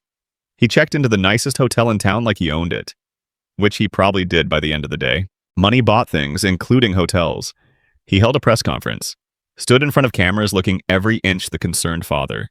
Silver hair perfect, suit impeccable, voice breaking with emotion. My daughter is sick, deeply sick. She needs help, not exploitation. This man, this Jake Carter, he's convinced her that her illness is reality, that her delusions are truth. He's enabled her paranoia, made her worse. And now he's parading her in front of cameras like some kind of trophy, like proof of his heroism. But there's no heroism in denying a sick woman the treatment she desperately needs. He cried, actually cried, dabbed his eyes. I just want my daughter back. I just want her safe, healthy. That's all any father wants. The public opinion shifted. Comments changed. Maybe the father's right. Maybe she is sick. Maybe Jake Carter is the villain here at Dallas. Ben showed Jake the posts, the comments, the shift. Dad, people are turning on us. Let them. Truth doesn't change based on opinion. But Jake felt it. The pressure, the doubt. What if he was wrong? What if Elle really was sick and he'd just enabled her? What if he'd destroyed his life and his son's future over a woman he'd known for 2 weeks? He found Elle that night. She was packing, quiet, methodical, putting the few things she owned into a bag. What are you doing? Leaving before the hearing, before you lose everything? No. Jake, look at what's happening. Your reputation, your son, everything you've built, it's all burning because of me. So we'll build again. You don't understand. He's winning. He always wins. That's what money does. It wins. Jake took the bag from her hands, set it down. Tell me something. That night in the hospital, when you told me about your father, about being locked up, about escaping, was any of that a lie? No. Were you competent then? Yes. Are you competent now? Yes. Then we fight, because truth matters. Because you matter. Because giving up means he wins, and I'm not letting him win. Elle's face crumpled. Why do you care so much? You barely know me. Because 7 years ago, I stood in a hospital and watched my wife die, and I couldn't do anything. Couldn't fight it. Couldn't stop it. Could only hold her hand and let her go. And I swore if I ever got another chance to fight for someone, I'd fight until there was nothing left to fight with. He gripped her shoulders. You're that chance, so I'm fighting. And I'm not stopping. Not for your father. Not for public opinion. Not for anything. She kissed him then. Sudden. Desperate. Tasting like tears and hope and 7 years of grief meeting 2 weeks of purpose. Jake kissed her back. Felt something shift. Something that had been frozen start to thaw. They pulled apart, both breathing hard, both scared. That was probably stupid, Jake said. Definitely stupid. Your father's going to use it against us. Say I manipulated you. Say it proves you're incompetent. I don't care. You should. Jake, if we lose tomorrow, if the judge orders me back to his custody, I need you to know something. These 2 weeks here with you and Ben, they're the first time I've felt human in years. The first time I've felt like myself. Whatever happens tomorrow, thank you for that. Monday morning came cold and clear. The courthouse was packed. Media, supporters, Richard's people in expensive suits, the whole town seemed to have showed up, taking sides, watching. Margaret met them outside. Last chance to settle. Richard's offering full medical evaluation by independent doctors. If they declare you competent, he drops the conservatorship. No strings. Elle shook her head. He'll buy the doctors like he bought the others. I want the judge to decide. They entered the courtroom. Richard sat with his lawyers, 5 of them, all looking like they ate cases like this for breakfast. He looked at Elle with an expression Jake couldn't read. Grief, maybe, or calculation. Judge Patricia Morrison entered. No relation to Jake's Morrison. She was old school, tough, fair, didn't care about money or pressure, just law. I've reviewed the filings from both sides. This is a complicated case. We have conservatorship granted in Washington being challenged in Montana. We have conflicting medical opinions. We have a father claiming his daughter is incompetent and a daughter claiming her father imprisoned her illegally. She looked at both sides. I'm going to hear testimony. Then I'll decide. Mr. Lockwood, your attorneys may proceed. Richard's lead attorney stood. Smooth, confident. Laid out their case. Years of mental illness. Multiple hospitalizations. Suicide attempts. Violence. Delusions. 3 psychiatrists testified via video, each one explaining Eleanor's condition. Paranoid schizophrenia, dissociative disorder, danger to herself and others. They played videos. Elle in the facility, drugged, unable to answer basic questions, crying, screaming. It was devastating, convincing. Jake watched the jury of one Judge Morrison and saw doubt creeping in. Then it was their turn. Margaret called Ellen first. Ellen testified about Elle's injuries, old fractures, evidence of systematic abuse, psychiatric evaluation showing complete competence. But under cross-examination, Richard's lawyers tore into her. Pointed out she'd only known Elle 2 weeks, had no access to years of prior records, was basing her opinion on limited information. Then Margaret called Jake. He testified about finding Elle, about her lucidity, her strength, her fear of her father. He told the truth, every word. But under cross-examination, they made him look like a fool.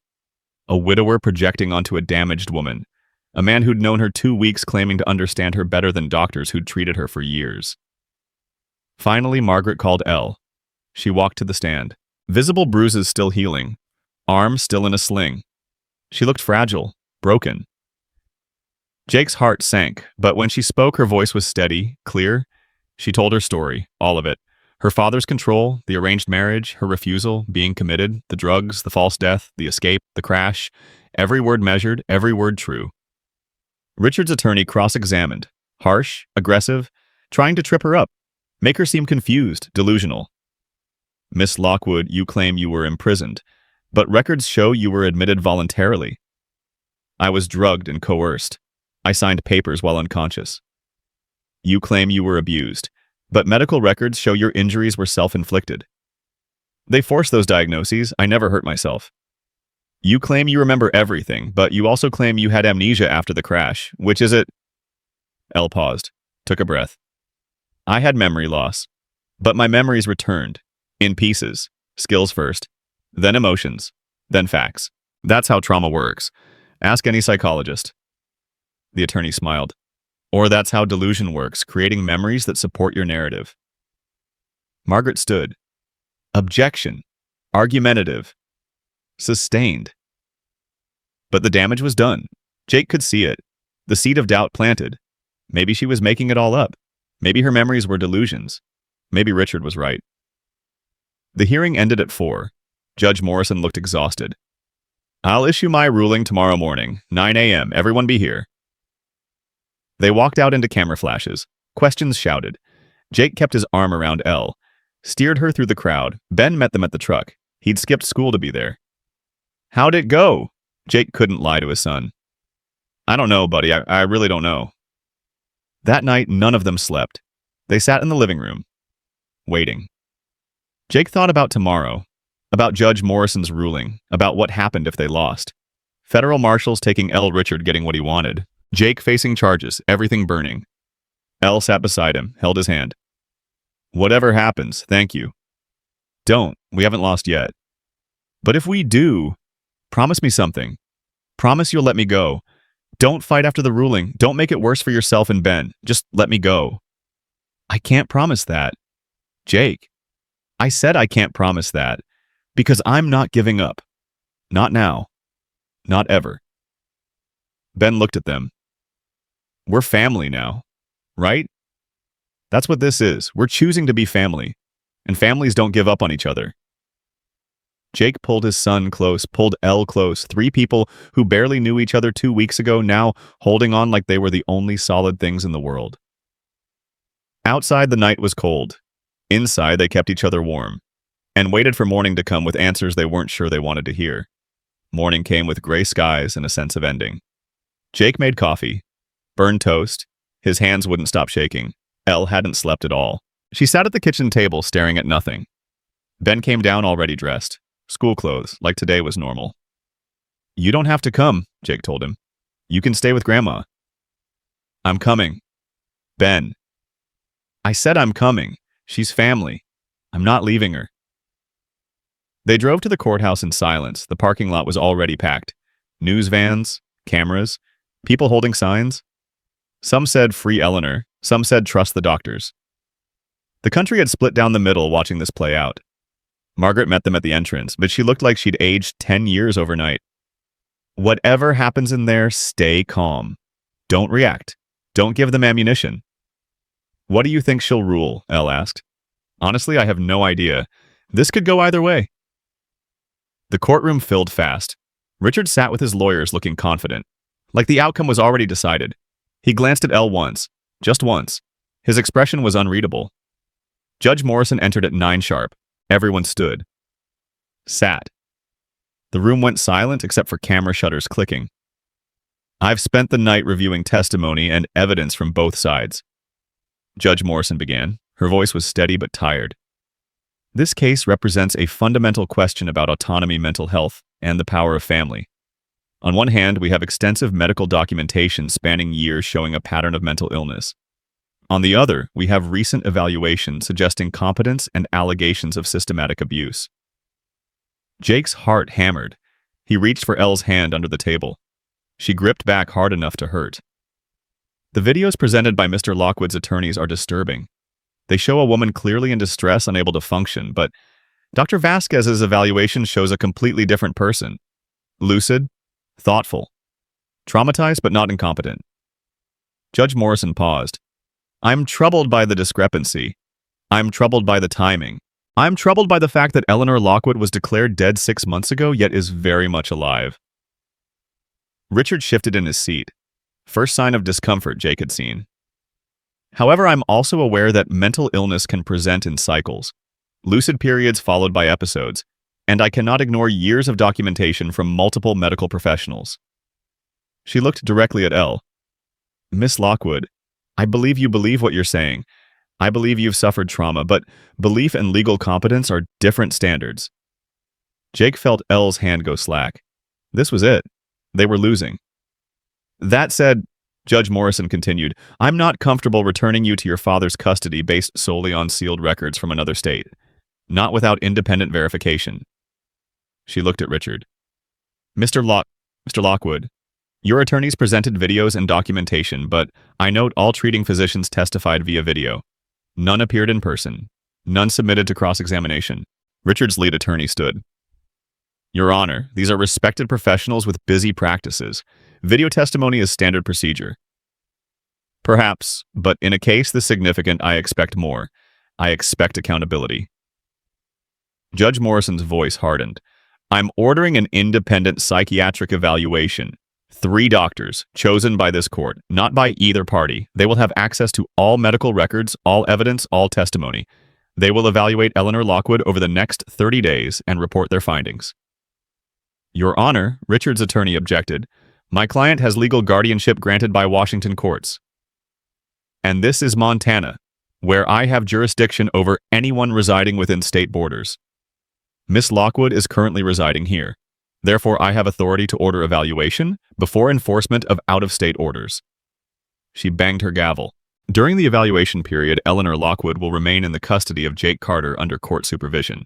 She will attend all appointments, submit to all evaluations. Mr. Carter will be held responsible for her compliance. If she flees or fails to cooperate, I will immediately enforce the existing guardianship and Mr. Carter will face charges. Am I clear? Yes, Your Honor, Margaret said quickly. Mr. Lockwood, your response. Richard stood, smooth, calm. Your Honor, while I disagree with this delay, I respect the court's authority. I only ask that the evaluation be expedited. Every day my daughter goes without proper treatment puts her at risk. Noted. Evaluation will begin immediately. Ruling complete. Court adjourned. The gavel banged. Everyone started talking at once. Reporters shouting questions. Lawyers huddling. Jake just sat there processing. They hadn't won, but they hadn't lost either. They had 30 days. Outside the courthouse was chaos. Cameras everywhere, questions flying. Margaret pushed through, making no comment. They got to Jake's truck and climbed in fast. What just happened? Ben asked from the back seat. We got time, Margaret said. 30 days to prove Elle's competent, but it's conditional. She has to cooperate fully with the evaluation. No missed appointments, no refusing tests, nothing that looks like she's hiding something. I'll cooperate, Elle said. Her voice was shaking.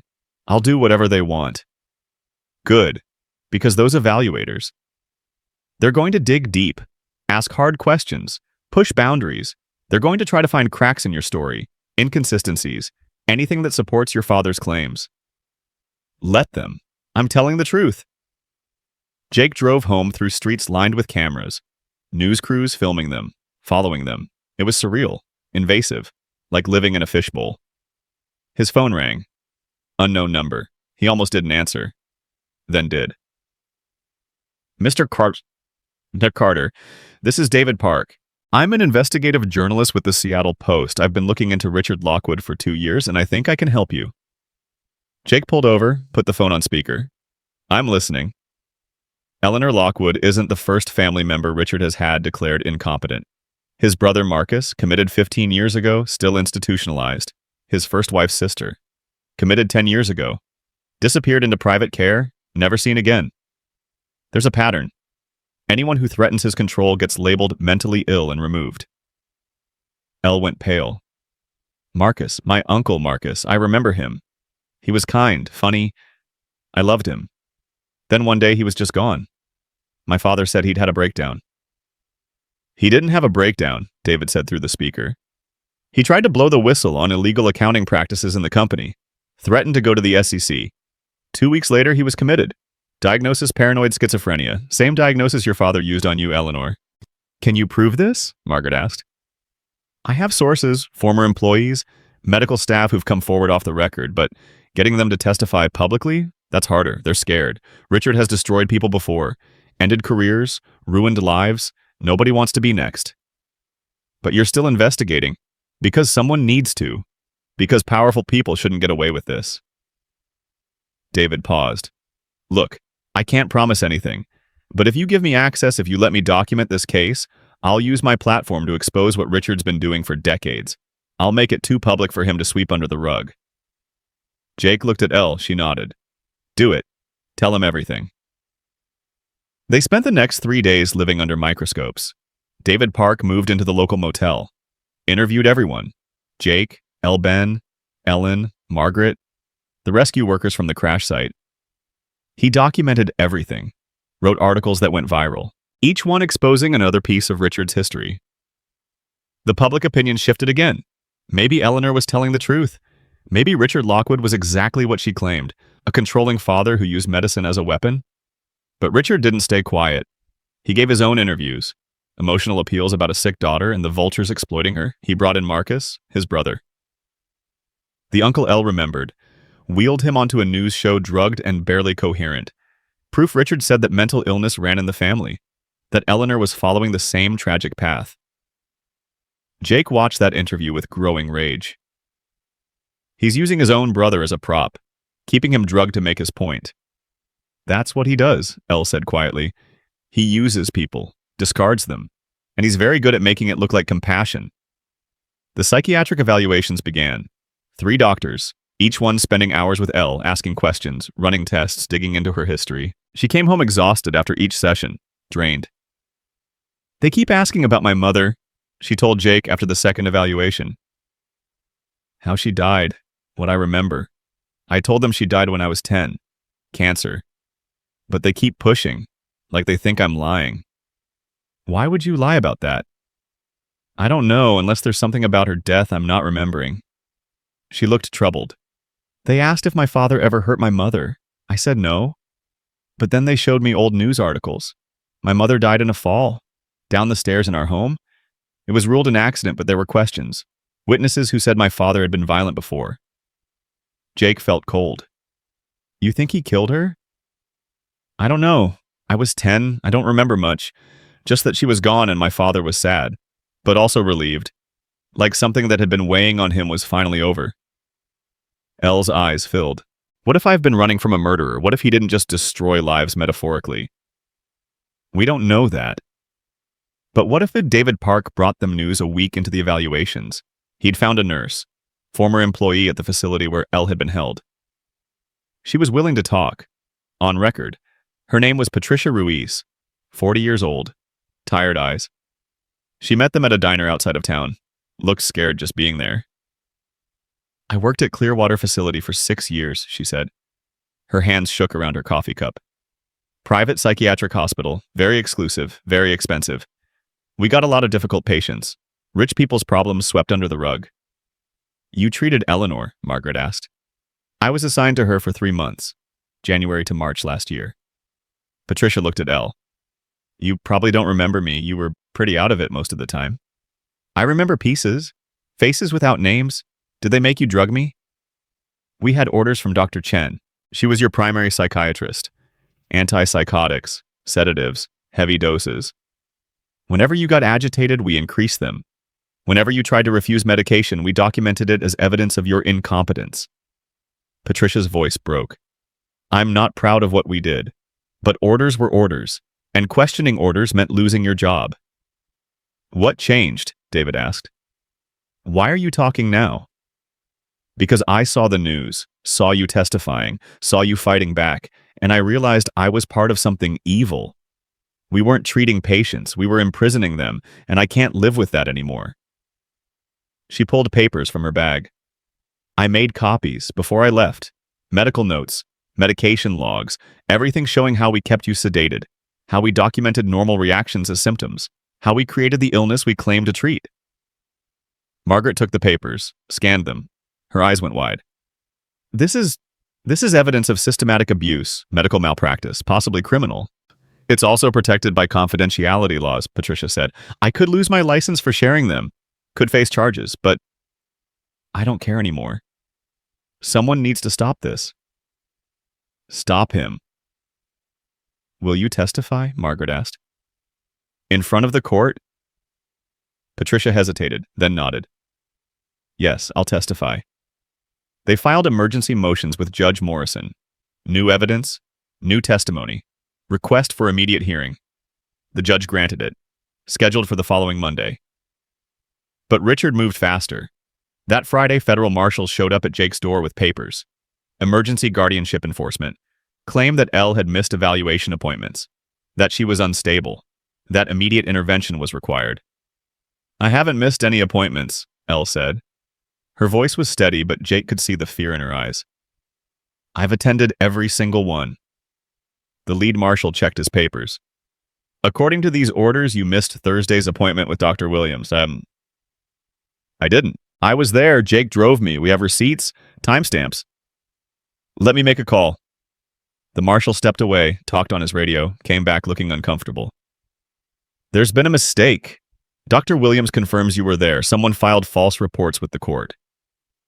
Someone meaning my father. I don't know who filed them, ma'am. I just enforce orders. But If the reports are false, then these orders are invalid. You're free to stay." He looked at Jake. "But sir, watch yourself. Someone's playing dirty. And next time the paperwork might be harder to disprove." After they left, Jake punched the wall, hard enough to split his knuckles. He's trying to set her up, make her look non-compliant so the judge has grounds to remove her. "We need to document everything," Margaret said. She'd arrived minutes after the marshals. "Every appointment, every interaction, every breath Elle takes, we need proof she's cooperating fully." Ben had watched the whole thing from the stairs. When everyone left, he came down. "Dad, your hand." Jake looked at his bleeding knuckles. "It's fine." "No, it's not." Ben got the first aid kit, cleaned the cuts, bandaged them with the careful attention Jake had taught him. "You're losing it." "I know." "You can't lose it. We need you steady." Jake almost laughed, his 13-year-old son giving him advice. But Ben was right. "When did you get so smart?" "I've always been smart. You're just noticing now." Ben finished rapping. "Elle, can I ask you something?" "Of course." "If you win, if the court says you're competent and your father can't take you, what happens then? Do you stay here? Do you leave?" "What do you want?" Elle looked at Jake, then at Ben. "I want to stay, if you'll have me. I want this to be home." "Good, because you're family now, and family stays." The hearing Monday was different. Charged. Patricia Ruiz testified first, laid out everything. The drugs, the false documentation, the systematic abuse disguised as treatment. Richard's lawyers tried to discredit her, claimed she was disgruntled, looking for attention. But the documents she'd brought were real. Undeniable. Then David Park testified, presented his investigation. 3 other family members declared incompetent by Richard, all of them threats to his control. All of them now disappeared into private care. A pattern spanning 15 years. Richard's attorneys objected, said it was irrelevant, character assassination. But Judge Morrison overruled. Pattern evidence is admissible when establishing motive. I'll allow it. The tide was turning. Jake could feel it. The judge was seeing what he'd seen from the beginning, that Elle was a prisoner, that Richard was the one who needed stopping. But then Richard's attorneys played their trump card. They called a witness Jake hadn't expected, his own mother. She walked in looking uncomfortable, sat in the witness box, avoiding Jake's eyes. "Mrs. Carter, you're Jake Carter's mother, correct?" "Yes." "How long have you known Eleanor Lockwood?" "About 3 weeks." "And in that time, have you observed concerning behavior?" Jake's mother looked at the attorney, at Jake, at Elle. "I've observed a young woman who's clearly been through trauma." "Have you observed a behavior consistent with mental instability?" "I'm not a doctor. I can't diagnose." "But as a grandmother, concerned for her grandson's safety, have you observed anything that made you uncomfortable?" She hesitated. "There was one incident. I came by to visit Ben. Found Eleanor teaching him origami, which was sweet. But then she became very upset very quickly. Started crying, talking about her mother, about death, about darkness. It scared Ben. He came and got Jake. Jake remembered that day. Elle had been triggered by something. A memory, maybe. She'd cried for 20 minutes, then apologized. Explained it was just grief surfacing. Ben had understood, had hugged her, told her it was okay. But the way his mother described it made it sound unhinged, dangerous. "So, in your opinion, as someone who cares deeply about your grandson, do you believe Eleanor Lockwood is stable enough to be living in your son's home?" His mother's voice was barely a whisper. "I don't know. I want to believe she is, but I'm scared. Scared for Ben. Scared for Jake." Richard's attorney smiled. "No further questions." Margaret tried to rehabilitate on cross-examination. Got Jake's mother to admit Elle had been nothing but kind, that the incident was isolated, that trauma didn't equal incompetence, but the damage was done. During recess, Jake confronted his mother in the hallway. "Why?" "They subpoenaed me, Jake. I had to testify." "You didn't have to make her sound crazy." "I told the truth. I am worried. Not because I think she's incompetent, but because this whole situation is dangerous. You're risking everything, your job, your reputation, your relationship with Ben, and for what a woman you barely know." I love her. His mother went very still. What? I love her. I didn't mean to, didn't plan to, but I do. And that means I don't give up, even when it's hard, even when it costs me. Jake, Sarah's been gone 7 years. I know you're lonely. I know you want to fill that hole, but this isn't the way. This has nothing to do with Sarah. This is about doing what's right. What's right for who? Because from where I'm standing, it's not right for Ben. He's living in a house with reporters camped outside. Kids at school asking if his dad's a kidnapper. Federal marshals showing up with arrest papers. That's not right. That's chaos. Ben wants her here. He chose this. He's 13. He doesn't get to choose. You're the parent. You're supposed to protect him. I am protecting him. I'm teaching him to stand up for what he believes in. His mother's eyes filled. I hope you're right. Because if you're wrong, if that judge rules against you, you're going to lose everything. And I don't think you survive losing everything twice. She walked away, left Jake standing in the hallway feeling like he'd been gutted. The hearing resumed. Final arguments? Richard's attorneys painted Elle as a tragic figure. Sympathetic but sick. Needed help, not enablers. Painted Jake as a well-meaning fool, letting emotion override judgment. Margaret countered. Called it what it was. Abuse. Control. A father using medicine as a weapon against a daughter who dared to defy him. She showed the documents, the testimony, the pattern, built a case that was damning. Judge Morrison listened to it all, face impassive. When both sides finished, she looked tired beyond words. I'll have my ruling by end of business tomorrow. Court adjourned. They left the courthouse in silence, drove home through dark streets. Inside Jake's house felt different, smaller, like the walls were closing in. I'm sorry, Elle said. About your mother, about what this is doing to your family. Don't. She's scared. People say things when they're scared. She's not wrong, though. I have brought chaos into your life. Good chaos, the kind that reminds me I'm alive. Elle kissed him then, soft, careful, like he might break. Whatever happens tomorrow, I need you to know something. You saved me.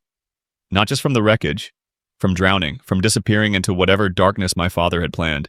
You saved me by believing me, by seeing me as human instead of diagnosis. Nobody's ever done that before.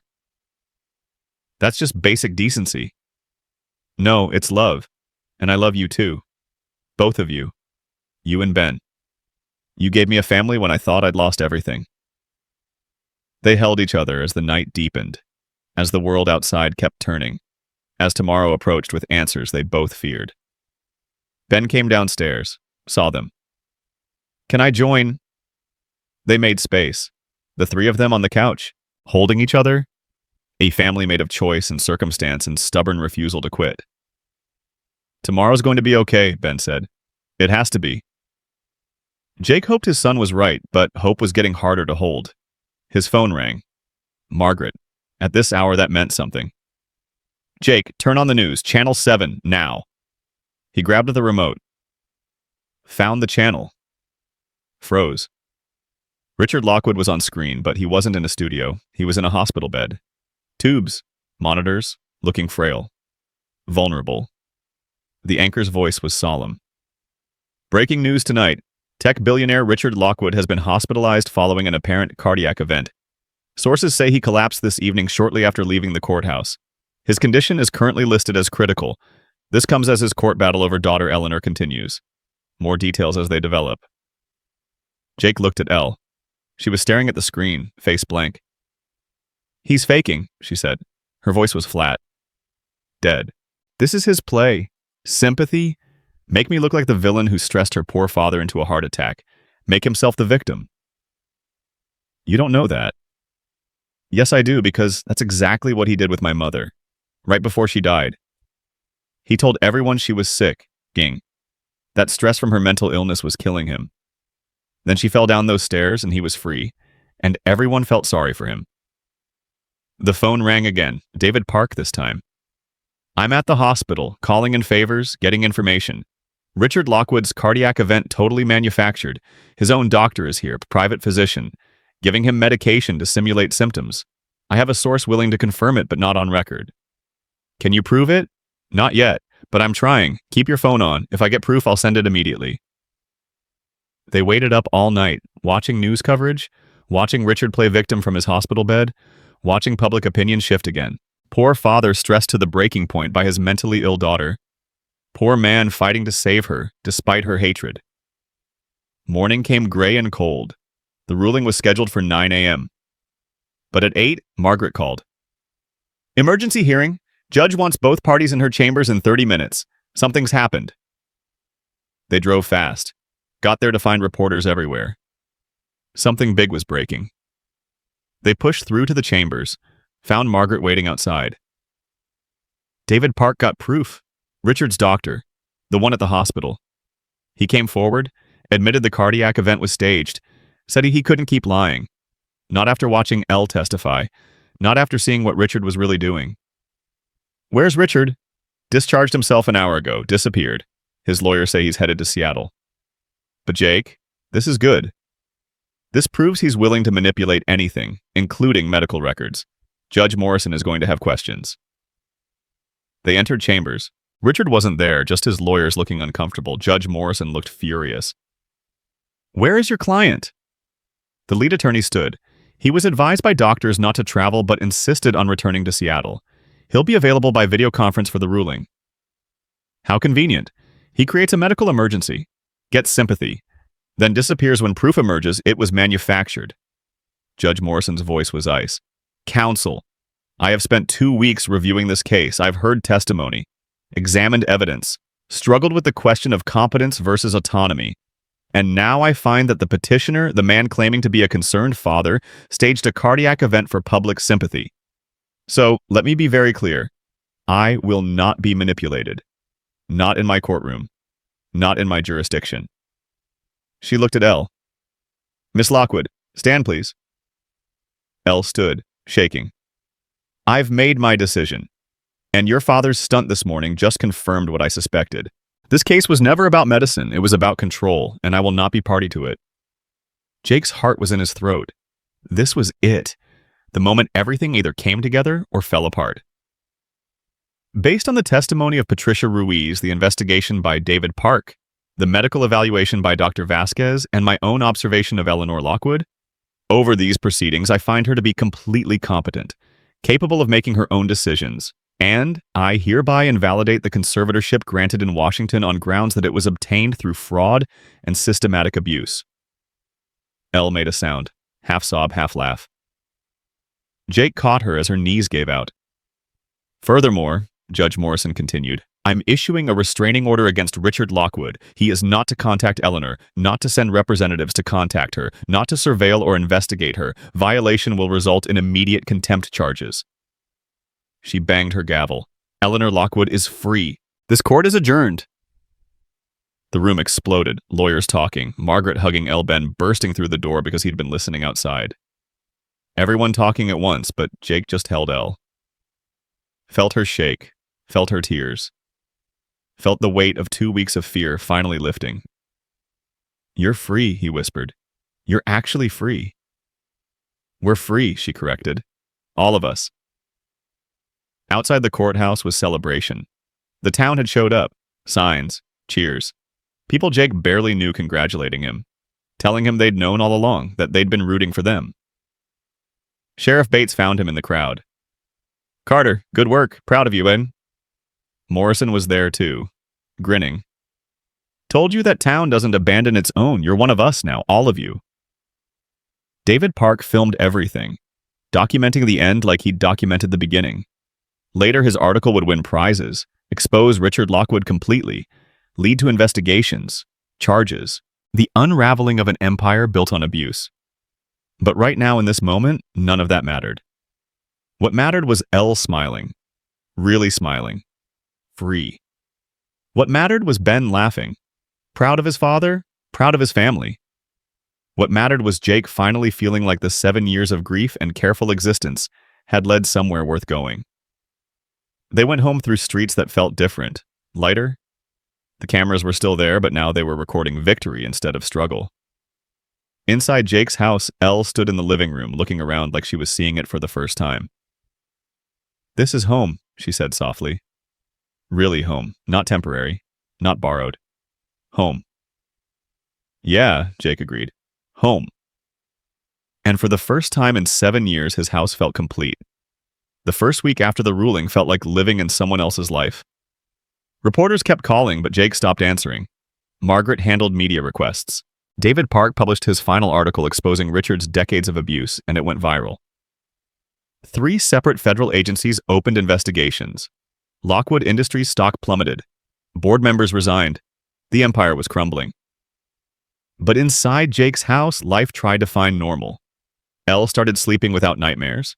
Started smiling without that edge of fear behind it. Started existing instead of just surviving. "I need to do something," she said one morning. They were having coffee, Ben at school, the house quiet in that good way. "I can't just live here doing nothing. I need purpose." "What do you want to do?" "I don't know. I have skills, but no resume. No work history I can actually use." Eleanor Lockwood's identity is toxic right now. Every search brings up the court case, the accusations, my father's crimes. "So don't be Eleanor Lockwood." She looked at him. "What do you mean?" "I mean, legally you're free. You can change your name. Start over. Be whoever you want. Just erase Eleanor." "No, transform her. Keep what matters. Let go of what doesn't." Jake reached across the table. Took her hand. "You told me in the hospital you always liked L. Just the letter. So be L. Legally. Officially. Let Eleanor Lockwood die for real this time. On your terms." She thought about that. L. Carter. Jake's heart stopped. "You want my name?" "I want your family, your life, your future, if you'll have me." "Elle, we've known each other a month." "I know, it's crazy, it's too fast, but I also know I've never felt this sure about anything. Not in my entire life." She squeezed his hand. "You don't have to answer now. I'm not asking for marriage. I'm asking if someday, when enough time has passed that it's not insane, you'd consider it." Jake pulled her close, kissed her, tasted coffee and possibility. "Yeah, I'd consider it." Ben came home that afternoon excited. "Dad, Elle, I need to talk to you both." They sat at the kitchen table, family meeting, something they'd started doing, making decisions together. "So, we won right the court case. Elle gets to stay." "Right," Jake confirmed. "And Elle wants to stay, like permanently." "Right. So, when are you guys getting married?" Jake choked on his coffee. Elle laughed. "Ben, that's not really something you just ask. Why not? You love each other. Anyone can see it. And you're basically already family, so why wait?" Ben looked between them. "Unless you're worried what people will think. Which is stupid because people always think stuff. Or you're worried it's too fast. Which is also stupid because Mom used to say, when you know, you know." "She did say that," Jake admitted. "Sarah had said it about them. 3 dates in. Just knew." "So," Ben pressed. Elle looked at Jake. Jake looked at Elle. They both looked at Ben. "Your father and I were just talking about this, actually," Elle said carefully. "About maybe someday when things settle." "Things are settled. Dad's got you. You've got us. The court said you're free. What else needs to settle?" Jake had to smile. "When did you become the adult here?" "Someone has to be. You two are acting like scared teenagers." Ben stood, grabbed his backpack. "I'm going to do homework. You two figure out your lives. But just so you know, I already told kids at school you're getting married. So don't make me look like a liar." He left. Jake and Elle sat there. "He's got a point," Elle said. "Multiple points." "So what do we do?" Jake thought about it. About Sarah. About 7 years of grief. About the promise he'd made to keep living. About this woman who'd crashed into his life literally. About choosing happiness instead of safe. We do it right, not fast, not rushed. We date, real dates. Get to know each other without federal agents and court hearings, build something real. How long? Long enough that when I propose, it's because we chose it, not because we survived something together. Elle smiled. "I can work with that." They started dating, real dating. Jake took her to dinner at the diner where everyone knew them, took her hiking in the mountains, took her to the movies where they sat in the back and held hands like teenagers. Elle started volunteering at the library, found she loved working with books, with quiet spaces, with helping people find stories. She also started therapy, real therapy with Dr. Sarah Kim, a trauma specialist Margaret recommended, working through years of abuse, years of gaslighting, years of being told she was crazy when she was actually just caged. She asked me today what I want, Elle told Jake one night, not what I'm running from, what I'm running toward, and I couldn't answer. Because I've spent so long escaping, I don't know what I'm building. So figure it out. You have time now. You have freedom. Now's it. She did. Started painting. Turned out she was good at it. Abstract stuff, colors and emotion. She painted the plane crash, painted the wreckage, painted Jake's face when he found her, painted Ben's smile, painted freedom in shades of blue and gold. A local gallery asked to show her work. She said yes. The opening was small, intimate. Half the town showed up, bought paintings, told her she was talented, told her they were proud. Jake stood in that gallery watching Elle talk to people, watching her glow, and he thought about how far they'd come, from wreckage to this, from survival to life. Ben tugged his sleeve. You're staring. I know. You gonna propose yet? Not yet. Why not? Because she's still figuring out who she is, and I want her to know herself before she ties herself to us permanently. Ben considered that. That's actually pretty smart, Dad. Don't sound so surprised. 3 months after the ruling, David Park called. You need to see this. He sent a link. News article. Richard Lockwood had been arrested. Multiple charges. Fraud, false imprisonment, conspiracy. The investigation had found everything. Every person he'd had committed illegally. Every doctor he'd bribed. Every record he'd falsified. The evidence was overwhelming. Elle read the article twice, then set down her phone. He's going to prison. Looks like it. Good. She said it flat. No emotion. Then the emotion hit. She started crying. Not sad crying. Release crying. Years of fear finally ending crying. Jake held her while she shook. Ben came and held her too. 3 people holding each other while the world realigned. I want to visit him, Elle said later. Before the trial.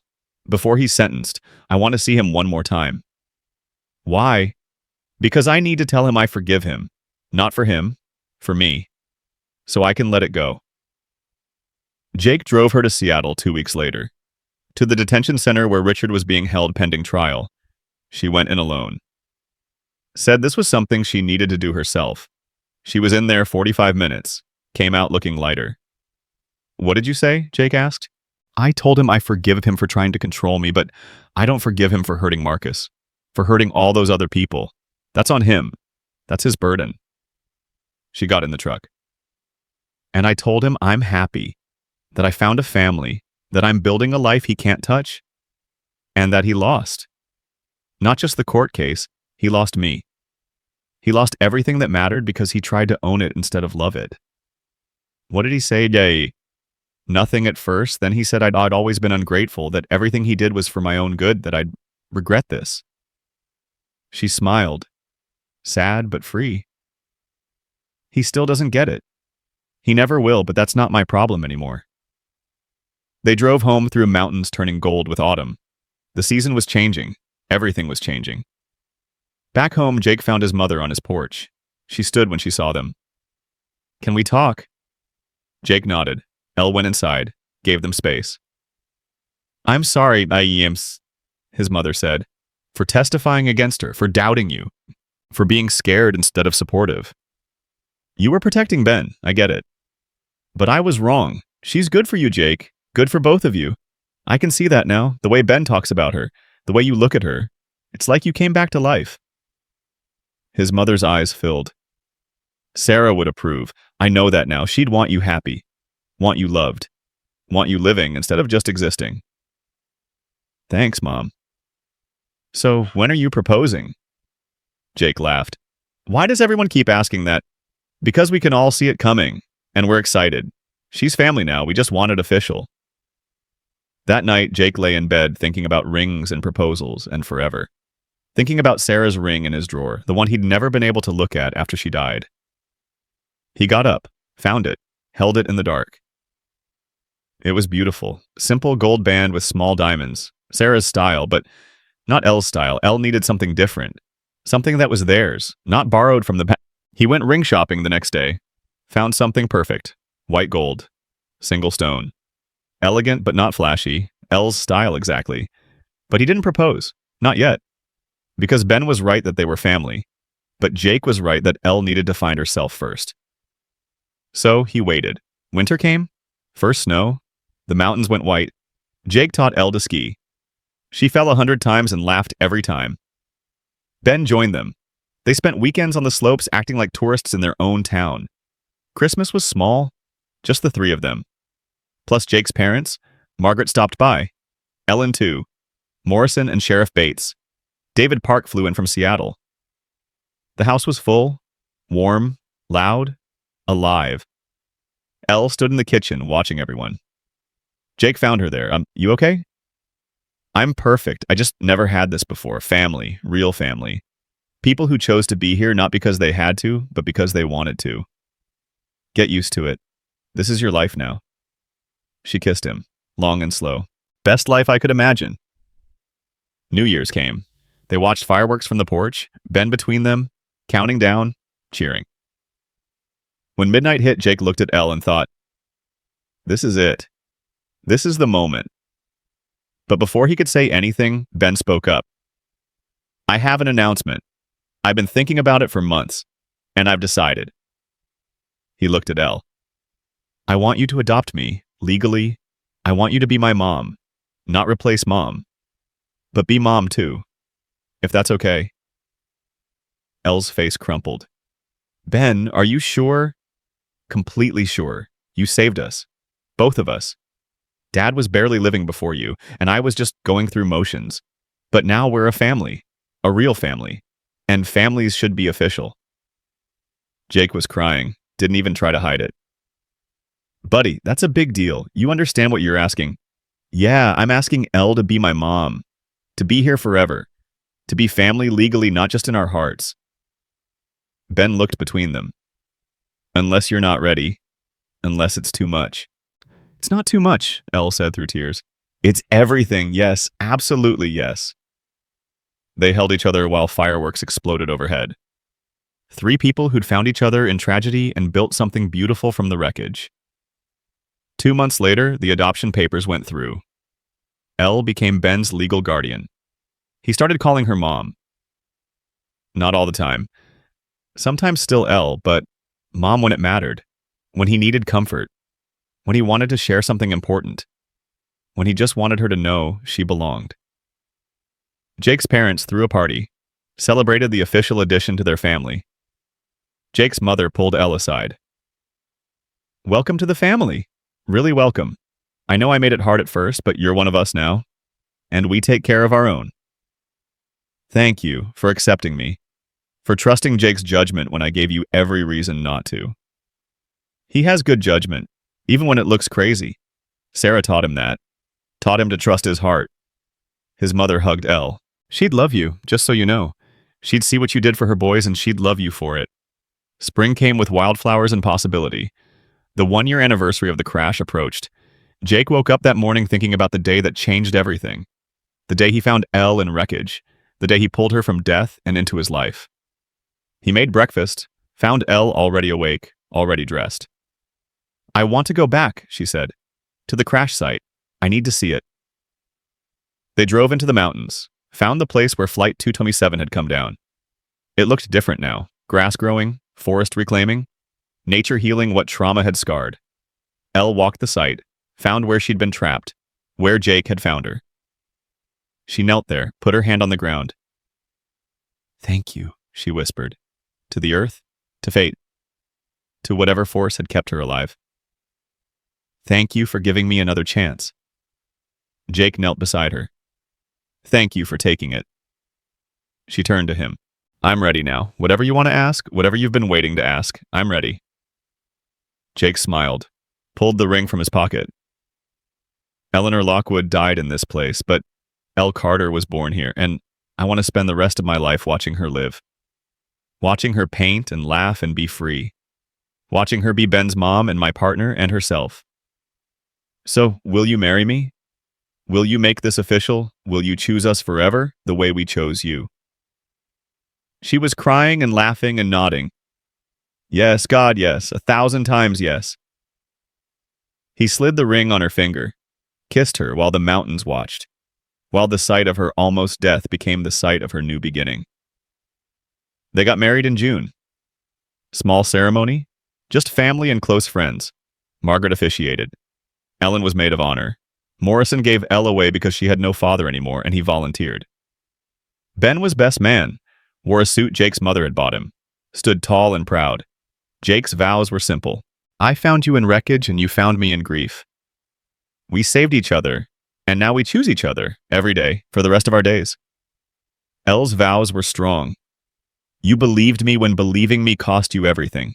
You stood between me and darkness. You gave me family when I thought I'd lost mine. You gave me freedom and love and home, and I promise to honor that, to be worthy of it, to love you and Ben with everything I have. They kissed while everyone cheered.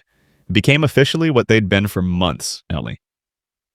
The reception was at Morrison's barn, dancing and food and joy.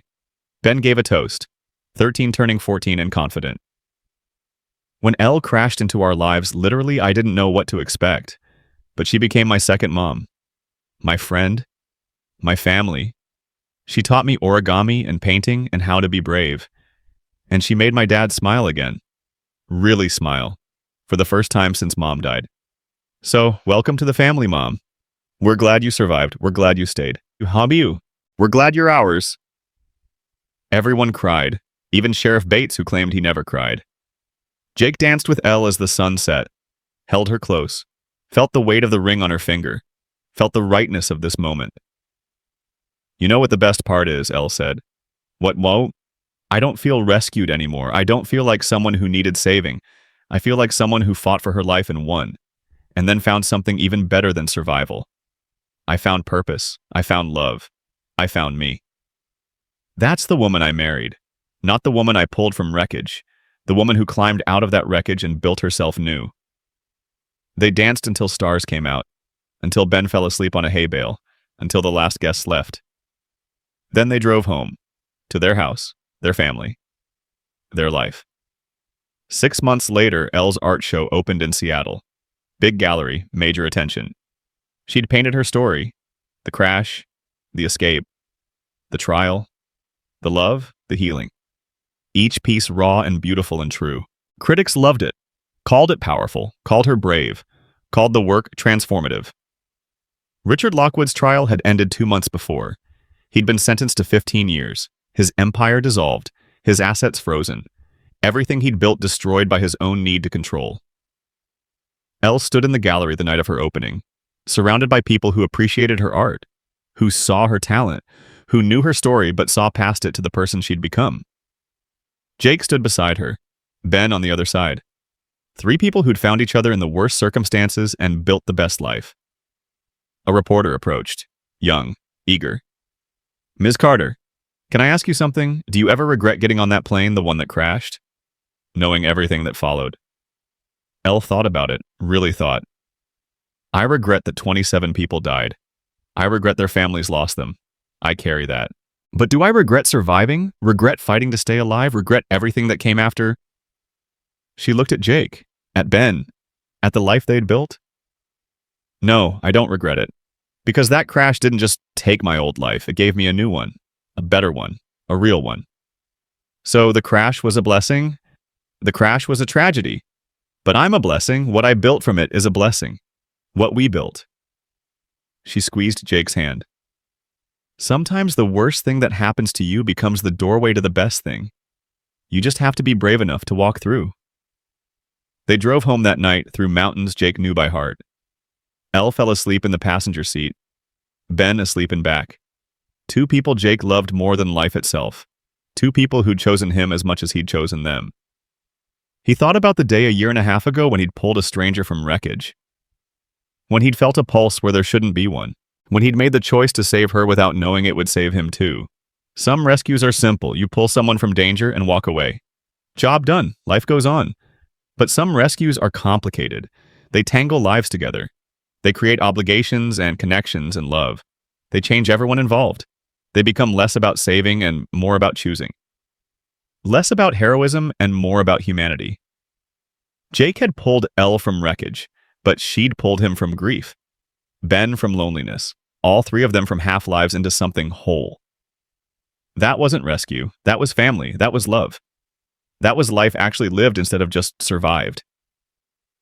He pulled into his driveway, looked at his house. Light on over the porch. Welcome home. Safe haven. Everything he'd built in 7 years of grief and everything he'd rebuilt in 18 months of love. Elle stirred, opened her eyes. We home. Yeah, we're home. Good, she smiled. That smile that had taken months to become real. That smile that was all hers now, free and unafraid. And let's go inside. Let's go home. They went inside. Jake carrying Ben, who was too big to carry, but sometimes still needed it. Elle holding the door. The three of them entering together. And if you'd asked Jake Carter in that moment if he believed in miracles, he would have said yes. Because he'd found one in Wreckage, because he'd married one in June, because he was raising one who called them both parent. Miracles weren't about physics defying logic, weren't about survival against impossible odds. Miracles were about people choosing each other, about love building homes in broken places, about families forming from pieces that shouldn't fit but somehow did. He'd found a woman in the wreckage of a Boeing crash, unaware she'd become his miracle, but she had. And he'd become hers. And together with Ben, they'd become something neither of them thought possible after loss. They'd become whole again. Not the same whole as before, but a new whole, built from trust and choice and stubborn refusal to give up. And that was worth more than survival. That was worth everything. Jake turned off the porch light, locked the door, followed his family upstairs, to bed, to dreams, to tomorrow, to life, to love, to home, to the family they'd chosen, and the miracle they'd made from wreckage and grief and impossible odds. It was enough. It was everything. It was theirs.